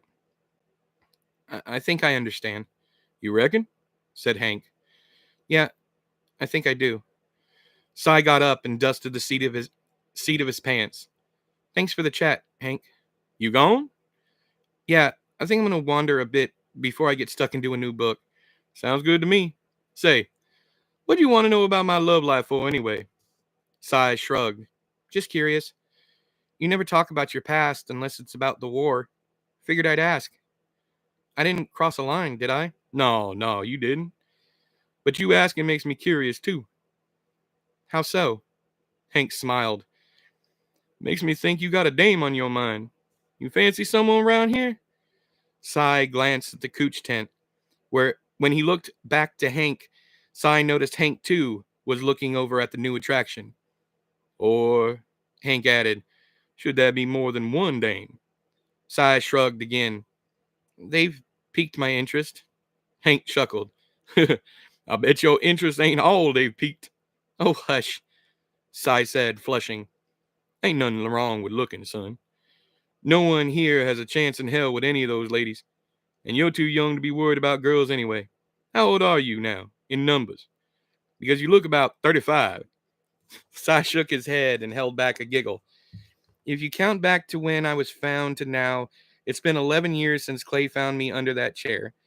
It'll be 12 next month. 12 years? My God. I ain't never seen a 12-year-old bigger than me. You reckon you'll ever stop growing? Cy thought about the Cyclops of legend, the giants of myth, and said, probably one day. I mean, I can't grow forever, right? You wouldn't think so. But you ain't like nailed a kid I've ever met. Not just talking about your size, neither. You're smart as a whip, too. Where I come from, we call youngsters like yourself old souls. I can look in that eye of yours and see enough experience for 5 lifetimes tucked away. Makes a fella want to believe in reincarnation. That's funny, because there's some days I feel like I was born yesterday. Well, that's all of us, son. Don't let nobody tell you different. Rubes ain't the only idiots of the world. We got plenty right here with us. Like Anthony and Curtis, said Cy. It wasn't a question. Like Anthony and Curtis, Hank echoed. God save them both. And every other idiot who ran off because they got bored. I'd rather be bored and alive than busy and gunshot. Same here. Take care, Hank. And thanks again for the chat. You got it, son. Anytime. Come by tomorrow if you want, and I'll show you how to grease this here wheel of mine. I ain't talked to your mom or dad yet. I think you're ready to learn a skill. That sounds great, Cy said excitedly. What time should I be here? I get up around 5, grab a cup of joe at the mess car, but I'm usually here by sunup. You drink coffee? Cy shook his head. Not ever. Then, if you can get your tail up by 5:10, meet me over at the mess line and I'll buy you a cup. They make you buy your own coffee? These days, Cy, they'd make you buy air if they could find a way to bottle it. See you in the morning. See ya. If you're just now joining us, I'm reading from The Last Freak Show, Book 1, Flamin' Fortune by S.E. Johnson. That's me, new pen name. Links are down in the doobly-doo if you want to get one for yourself. Ooh. 14. On Friday, May 14, 1943, J. Edgar Hoover ordered raids all over the United States, including but not limited to Baltimore, Birmingham, Chicago, Detroit, Los Angeles, Miami, New Orleans, New York City, Seattle, St. Louis, and Washington, D.C. By the following day, May 15th, 638 men had been arrested for failure to appear for military assignment per order of the National Draft. They came in the dark of night while everyone was sleeping. 5 cars and 1 paddy wagon, altogether carrying 20 agents, parked outside the fairgrounds in Jackson, Mississippi, and bolt cutters were used to gain access to the carnival grounds and its dreaming residents. Some agents carried with them shotguns, while others were seemingly unarmed, despite the bulges under their jackets. Special Agent in Charge Douglas Holland, a Mississippi native born and raised, led the charge, instructing his men to toss every bunk in the train and search all vehicles on the premise. Chaos ensued.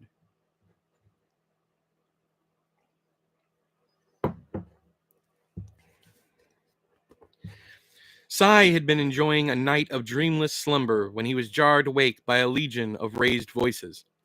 Bodies shuffled and dashed past, men rushing both directions, some still in their long johns, while others were dressed in suits the likes of which Cy had never seen. At some point, hands reached into his bunk to yank him from safety and stood him in the aisle while still more men in suits shoved past. What the hell? Barked the man who tugged Cy from his bunk. The guy's breath stunk of cigarettes and coffee, and his tongue was stained a sickly yellow. Cy saw all this clearly as the overhead lights were on, and the man was right in his face. "What is that, a mask? Who?" Sai started, but was quickly cut off as the man slapped a pair of steel handcuffs over his wrist. "Move! Out! Now, freakoid!" Sai, not knowing what else to do, allowed himself to be led out onto the platform and down the steps into the grass. He was shoved back first against the wall of the sleeper car from which he'd been extracted, into a line of men in varying degrees of dress and wakefulness. Sai leaned out and scanned the crowd, noting nothing but familiar faces, faces of family and friends bent into affects of confusion and fear. Farther down, Johnny Sandoval was pulled kicking and screaming from his engine compartment and added to the ever-growing line of detainees. Sai could hear the conductor cussing a blue streak and threatening copulation with every one of the goons' mothers if they didn't get their damn hands off him. "This is the one." Sai turned to face who had spoken and saw the man with the stained tongue pointing at him from a few yards away. With him was an older man, balding, with a horseshoe of greased hair over his ears. Both men were dressed in the same brown suits and beige overcoats, and the balding man had a shotgun over one broad shoulder. The bald one approached Sai, saying, "Take off the mask." "I can't." "I said, take off the mask." Baldy's tone was calm but firm, broaching no argument. "Don't make me ask you again." I can't. This is my face." Take it off him, agent," Baldy said to his subordinate. Stained tongue grabbed Sai about the sides of his head. His fingernails dug into the sensitive flesh behind Sai's ears, and the boy cried out, It's on. I'm good, sir." Stained tongue grunted as he pinched and peeled. Sai could feel warm blood gliding down his neck. Stained tongue snatched his hands away, gawking in horror at the crimson darkening his nails. "He must have glued it on," said Stained tongue. Baldy pulled the shotgun from his shoulder, racked the slide, and aimed at Sai's chest. "Take the mask off." "He can't, goddammit!" Hank's voice from somewhere out of sight. "It ain't a mask, you bunch of idiots." "Who said that?" called Baldy. "This one, sir," said another besuited man as he yanked Hank over by the chain of his cuffs. Hank stumbled but managed to stay upright. "What did you say to me, boy?" Baldy said in that emotionless monotone of his. "I ain't no one's boy, fella," Hank shot back. "And that ain't no mask. That's the kid's face." "Kid?" Stained Tongue said, laughing darkly. "Partner, that's a grown man. What are the lies you gonna tell, huh?" "Put him in the wagon. I'll deal with him later." "Hank!" Sai called after his friend, and wound up catching a bellyful of shotgun stock for his troubles. Air whooshed out of him, and he fell to his knees, gasping. "Keep your hands off him!" Sai only caught that it was Mother Nurture's voice because of her accent, which was always thicker when she was angry. When Sai glanced up, he saw two men in the same suits and coats as Baldy and Stained Tongue, leading Father Time and Mother Nurture over to where Baldy had his gun trained on Sai's horn. "What's this all about?" growled Father Time. "Who are you?" asked Baldy. Father Time gave Baldy a name Sai had never heard before tonight, then introduced Mother Nurture as Carmen Cortez. "We run this carnival," added Father Time. Sai noticed that both Mother Nurture and Father Time had been handcuffed as well. The boy's heart sank. Were they all under arrest? Was this the end? And for what? What could they have possibly done to deserve being tossed out of their bed and detained in the middle of the night? "And you're going to want to read this." Baldy handed Father Time a folded bundle of papers, which Father Time opened and read right then and there. "It's a search warrant," Father Time told Mother Nurture. "Says they've been informed we're sheltering illegals and draft violators."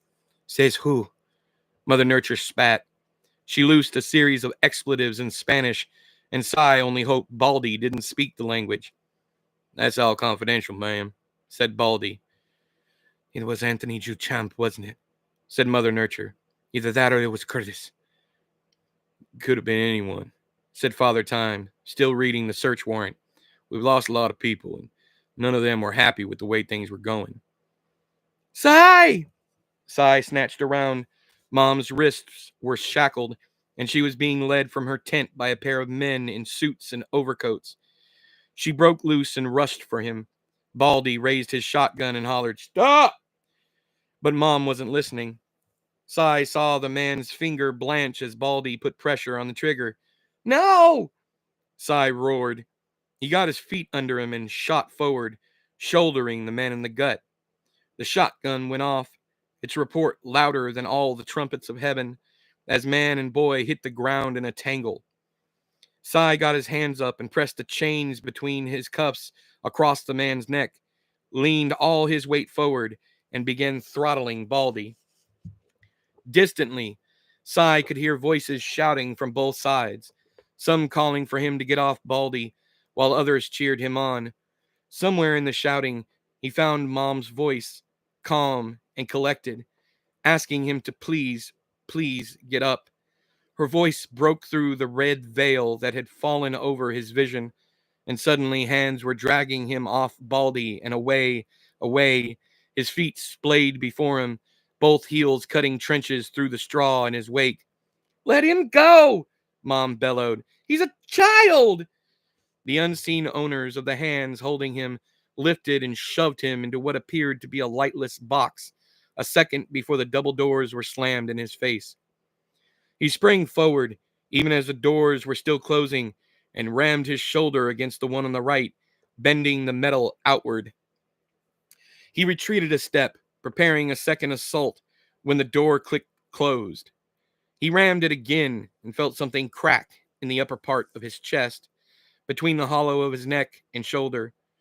The pain was immediate and immense, all-encompassing, and he collapsed with shock. Suddenly, Hank loomed over him, his eyes bright even in this dark space, saying, "Stay still, son. Stay still. You broke your goddamn collarbone. Don't move. I said sit still." But Sai couldn't sit still. He could barely breathe, and every ounce of him knew, just plain knew, that to move was to stay alive. Surely if he stopped swimming, he'd drown in agony. "Don't make me hold you down, Sai," Hank barked. "If I do, it's going to hurt a hell of a lot worse. Come on, boy, sit still." Sai writhed, squealing with pain and anger and fear. "Remember," Hank gasped for breath between words. "What? I told you. Put up them walls. Walls out the pain. Put it between you and it. Come on, kid, listen to me." Every breath in and out hurt, but Sai retreated all the same. He built walls in his mind, grand, sturdy, insurmountable walls, and cowered behind them. His thudding heart and the fire in his chest and shoulder shouted warrior cries from the other side. His eye blinked rapidly, but he saw nothing, not so much as a flicker, as his vision tunneled to nothing, snuffing out what little light there had been at the end of the corridor. Hank's voice followed him into oblivion. "That's it, son. That's right. Build them walls. Build them high and strong. Old Hank will be here when you come out. That's right. That's a good boy." Hey, if you're just now joining us, following us. Yeah, if you're just now joining us, I'm reading from the last Freak Show. Book 1, Flame and Fortune by S.E. Johnson. That's me. You can buy yourself a copy down there in the doobly-doo. International shipping for the signed copies is expensive, but I will refund you any money I don't use on the shipping. Thank you. Trying to think how much longer we got. Yeah, we can do one more.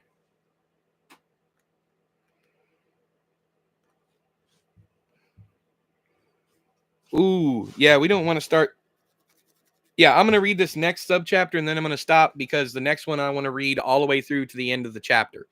So we're going to do one more subchapter, and then we're going to call it a night. 15. Sai woke up in a cage.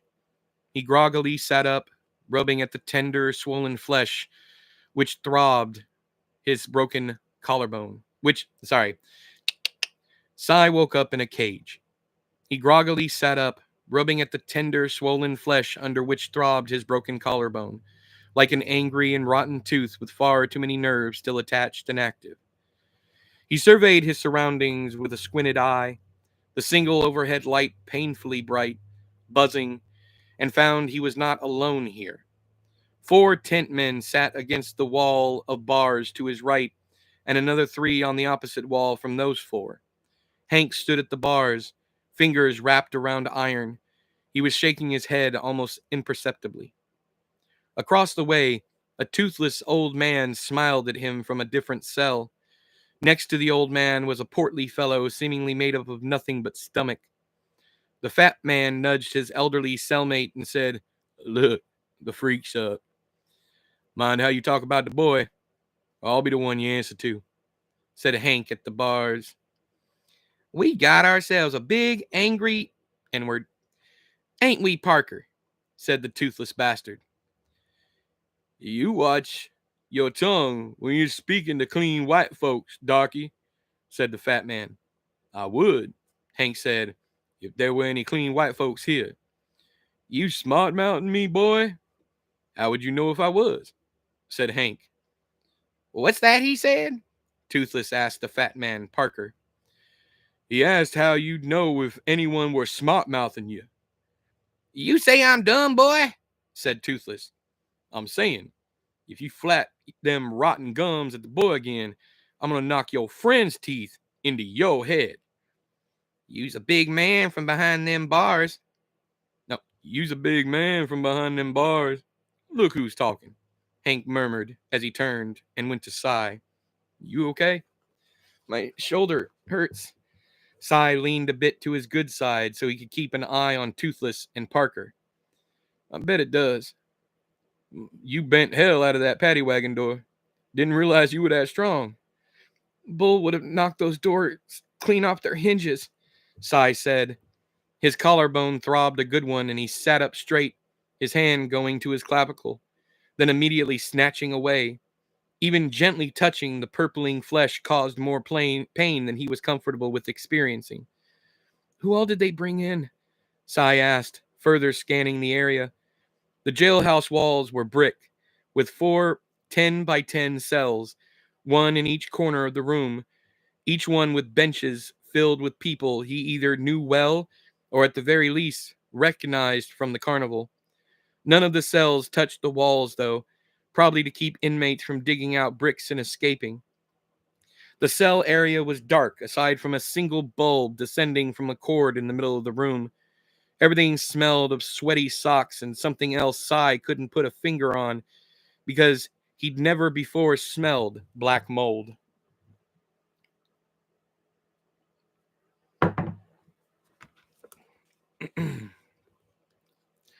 "All of the tent men, both cooks, and Clay," Hank informed him. "Clay's here?" Cy glanced around but didn't see the dwarf. "He's being held somewhere else. Cops were probably scared he'd slip right through the bars," Hank said, chuckling. "Not with his belly," Cy said, and birthed the preemie of a laugh that fell stillborn when his collarbone protested even that modicum of movement. "This hurts, Hank." "I know, son. We're going to get out of here and get you mended up. Old Hank promises you that much." "How?" Cy asked in a low voice, as if spies were everywhere, and, hell, maybe they were. "Remember, kid, we take care of our own." "You mean?" "Yeah." Hank laid a finger over Cy's lips, his nail resting on his Cupid's bow. "Now hush." Clay was shackled, hands and feet, to a wall in the police station's lobby. The Phoebes were nowhere in sight, had left as soon as they'd filled out the required paperwork for the local authorities, saying they'd be back on Monday to collect the inmates for their hearings. Clay listened to the 5 cops working overnight as they drank coffee and mocked the FBI agents in childish voices. "We'll be back to collect our winnings on Monday," one cop with a handlebar mustache whined. "Gotta protect the carnies from us ignorant local law enforcement officers, because that's what they pay them so much money to do, and blah, blah, blah," said another cop, this one balder than a cue ball up top, with a pair of bushy mutton chop sideburns consisting of enough kinky hair to cover 9 separate heads. "I fucking hate the feds," said the youngest of the 5 cops. He had a baby face without even a single stitch of peach fuzz. His uniform was also the neatest out of his fellow officers. Freshly shined shoes, razor-sharp creases, so much starch that every piece of clothing moved together as if made out of canvas. He wore a wedding band on his left ring finger, and Clay figured the guy's high school sweetheart come young bride was at home now, dreaming of picket fences and church potlucks. The last 2 cops sat bearded and silent behind their desks, one with his feet up on the desk, dusty shoes and all, laughing at unfunny jokes, while his partner sipped hot coffee from a tin thermos. The one with his feet up had a mug that proclaimed he was the world's greatest dad, but Clay somehow doubted that. He knew the culture. His uncle had been a cop. If they didn't get to beat the crap out of minorities and nomads at least twice a week, they went home and took it out on their wives and kids. "So what's your deal, little fella?" Mutton Chops asked Clay. Clay hit them with his best smile. "Me not speak the English, gringo." "He don't look like a Bainer," said the young cop. "'Cause he's not, you darn fool. He speaks English just as good as I do." "I'm offended," said Clay. "I speak English, at the very least, 10 times as well as you, Billy Hill."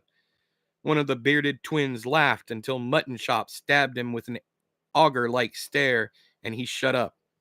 "You got a big mouth for a midget," said Mutton Chops. "Come on over here, and I'll show you that ain't the only thing big about me, sweetheart." "A sissy midget," Mutton Chop said, laughing. "Don't that beat all?" Clay's grin lengthened. "No, I only want to beat your backward ass."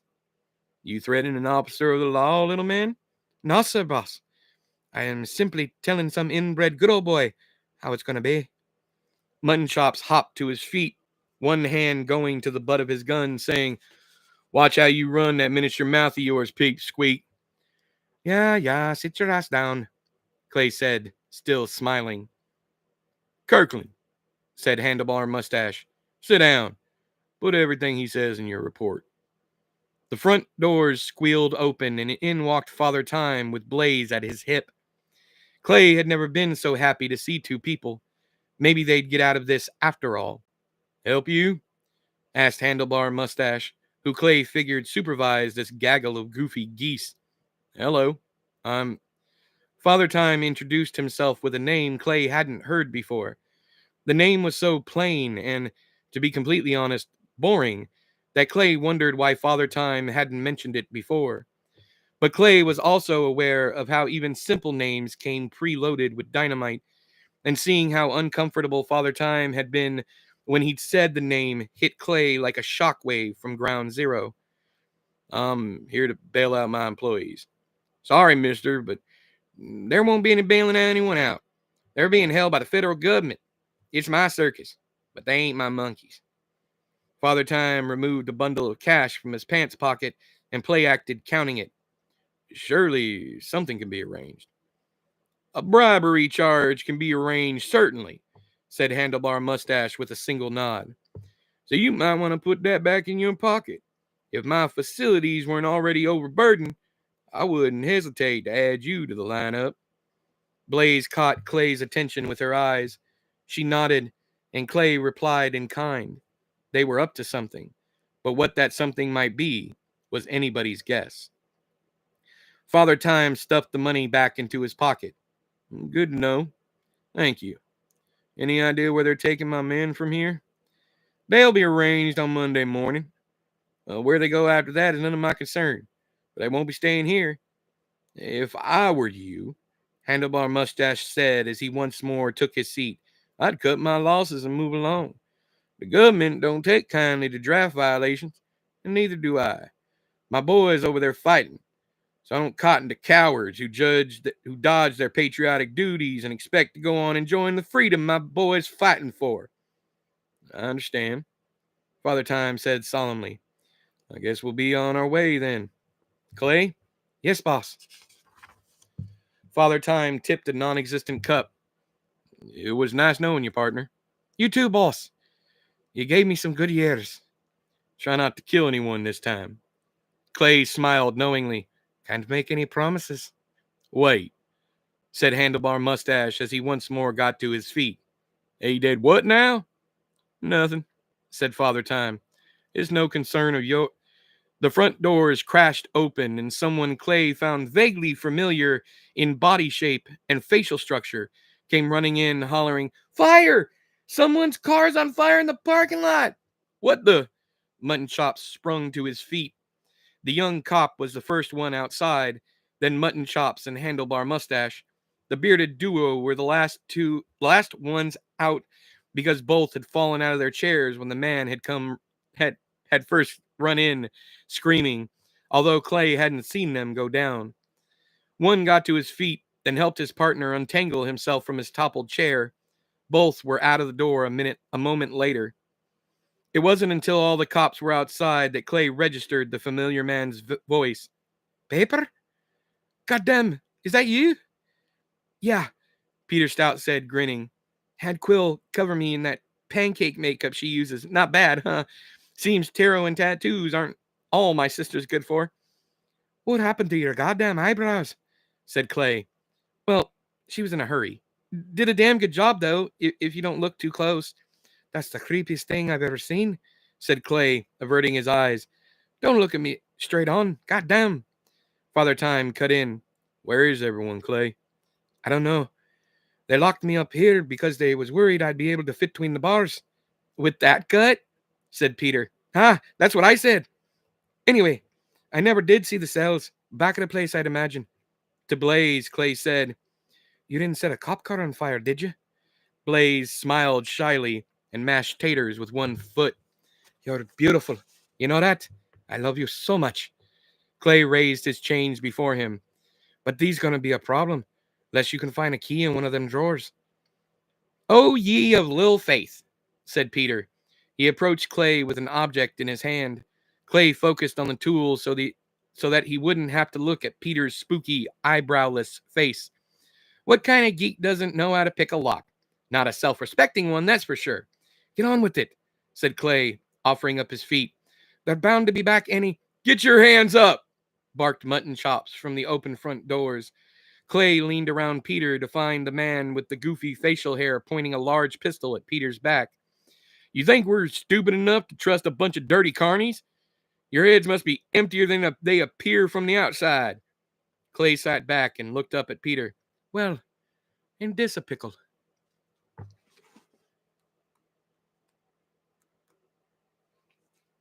Yeah. All right. Yeah, that's good enough. Giving you guys 2 hours. I should be able to wrap this up in the next episode. I can hang out a while if anybody wants to chat. Yeah, I only got 30 pages left, so we'll wrap this up the next stream. Oh, I love this section, but I also hate this section. The next section, that is. If you want to find out why. Oh, yeah, by the way, if you're just now joining us, I was reading from The Last Freak Show, Book 1, Flame and Fortune, by S.E. Johnson. That's me. S.E. Johnson? Yeah, that's me. Anyways, new pin name. Links are down there in the doobly-doo. You have on Amazon, and soon to come every other book sailor. I'm working with Draft Digital to get it out everywhere. That's why it's not under KDP Select. Oh, sorry, not KDP Select. That's why it's not under Kindle Unlimited. So once I get all that up, I'll let you guys know. But you can either get the paperback or the ebook from Amazon. Links are down there. You can also buy a signed copy from me. If you're international, please use the UK link. And the reason why it's $100 for the UK one is because I don't know how much it's going to cost to ship the book to you wherever you might be. So please use that one, and then I'll refund you any money that's left over after I get done shipping it. But anyways, there you go. Selling books, reading books, all that good shit. Next week, well, tomorrow and so on and so forth, you're going to get a review of Nabin Ruthnam's Help Meet. Fantastic fucking book. I can't wait to talk to you guys about this one. Jedi Summer by John Bowden. This is the complete version, from what I understand. There are other versions of this book around. One called Jedi Summer and the Magnetic Kid, but I don't think those are complete. From what Bowden says, I almost said Biden. From what Bowden says in the back, but I could be wrong. I don't know. And then Scanlines by Todd Kiesling. All these reviews will be up in the next 3 weeks, while me and my wife read the instructions by Adam Levin. It's a 1,000-page book. We are enjoying it so far. But anyways, that's what's going on. I hope you guys enjoyed the stream. No one's chatting, so I'm just going to take my leave. I hope you guys are enjoying this. You seem to be. You keep coming back. So we're going to keep going. We're almost halfway through. Yeah, we're almost halfway through. So we'll get that done, and then I will start reading from other books of mine that don't have audiobooks in between reviews, just to give you guys some content. Like I can't do Bay's End or The Sound of Broken Ribs. Anything that already has an audiobook I can't do, but I can do something like let's see here. Everything is Horrible Now. All Things. No, not All Things. No Home for Boys. South of Here. I would love to read South of Here for you guys. Anyways, yeah. Selling books, reading books, and fighting around the world. You got that right, brother. We're gonna figure this thing out. We will survive. Yeah. We're gonna figure this thing out. Give y'all some free entertainment over the next couple years. But yeah. So definitely go buy these books though. The reviews are coming, but definitely go buy these books. You got Help Meet, Jedi Summer, and Scanlines. They're all good. I did have issues with one of them, but we'll wait until the all that stuff's done. Anyways, all right, guys. So I'm gonna go. Gave you plenty of time if you wanted to chat, but nobody's chatting. So until next time, I've been E, you've been you. This has been another episode of The Last Freak Show. We are in Chapter 3, The Walls of Tiryns, by me, Edward Lorn, E, S.E. Johnson, Ward Nerdlow, Drew Rowland. Any of the names you want to associate with me. And there's a lot that you don't know. But anyways, until next time, I have been E, you've been you. This has been another episode of The Last Freak Show. I'll talk to you guys later. Bye-bye.